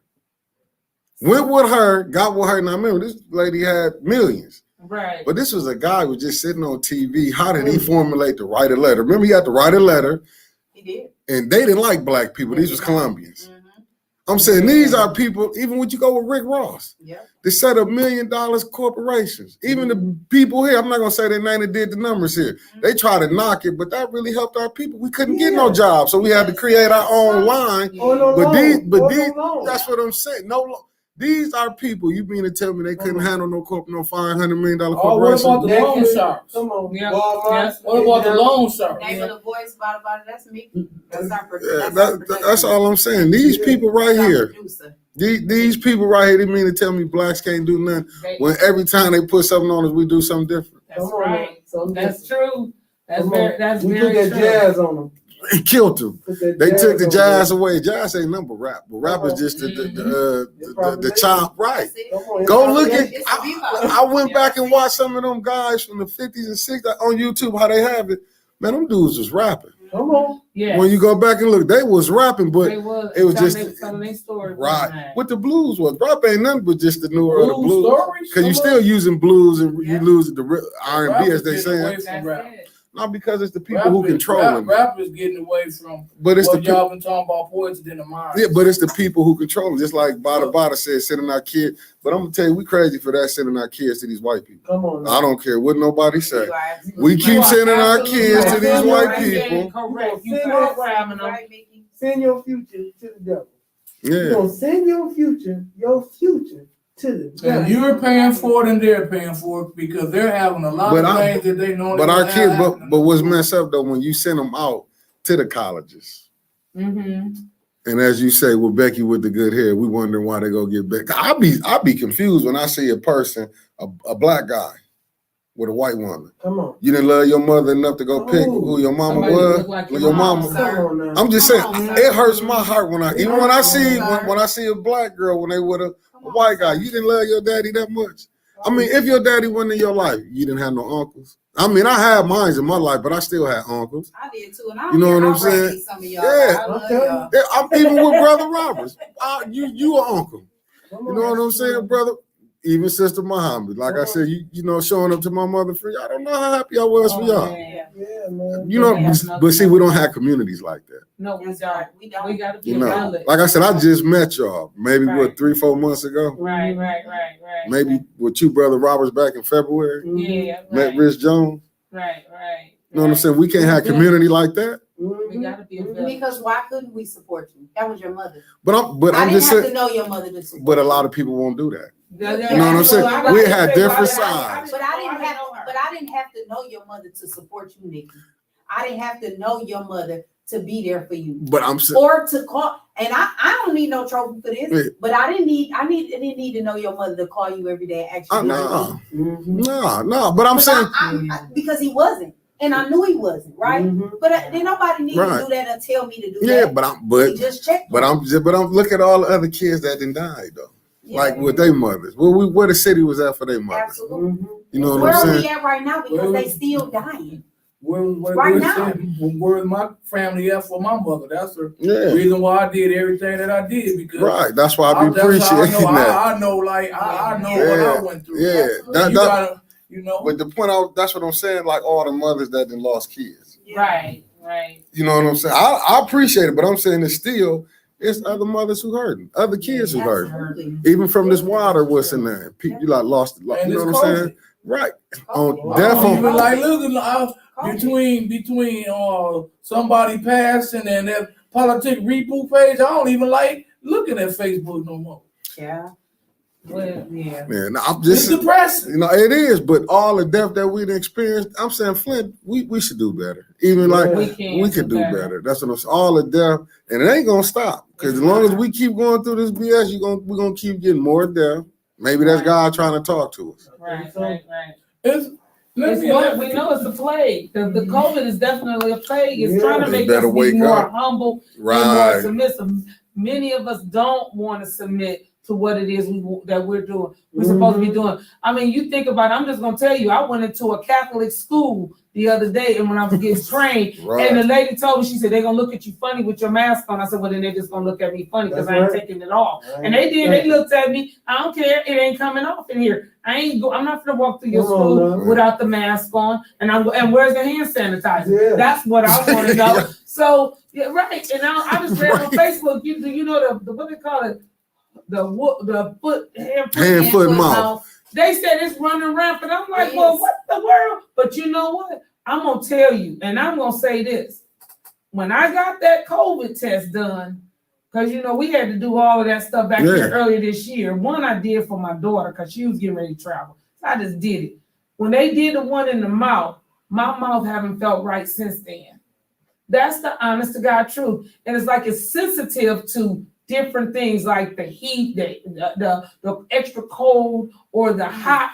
It's really sensitive to it. It shouldn't be like that, and it happened then. Well, then I went and did the one in the nose after the stuff happened, you know, with the children and Janice and stuff. We all had to get tested, and they just did it at the tip of the nose. They didn't do the one because you ain't sticking. No, I told them I won't let them do my kids like that. But I ended up with a boil in my nose, and then it was on here. It had my whole face hurting to where I had to put a heat pad on my face. And then after that was gone, a smaller one came on the opposite side where they didn't put it in. You won't be sticking another one up there. Now you telling me that I gotta have either a shot or get the test done every week to maintain employment. Not where I'm at now, I'm not doing it.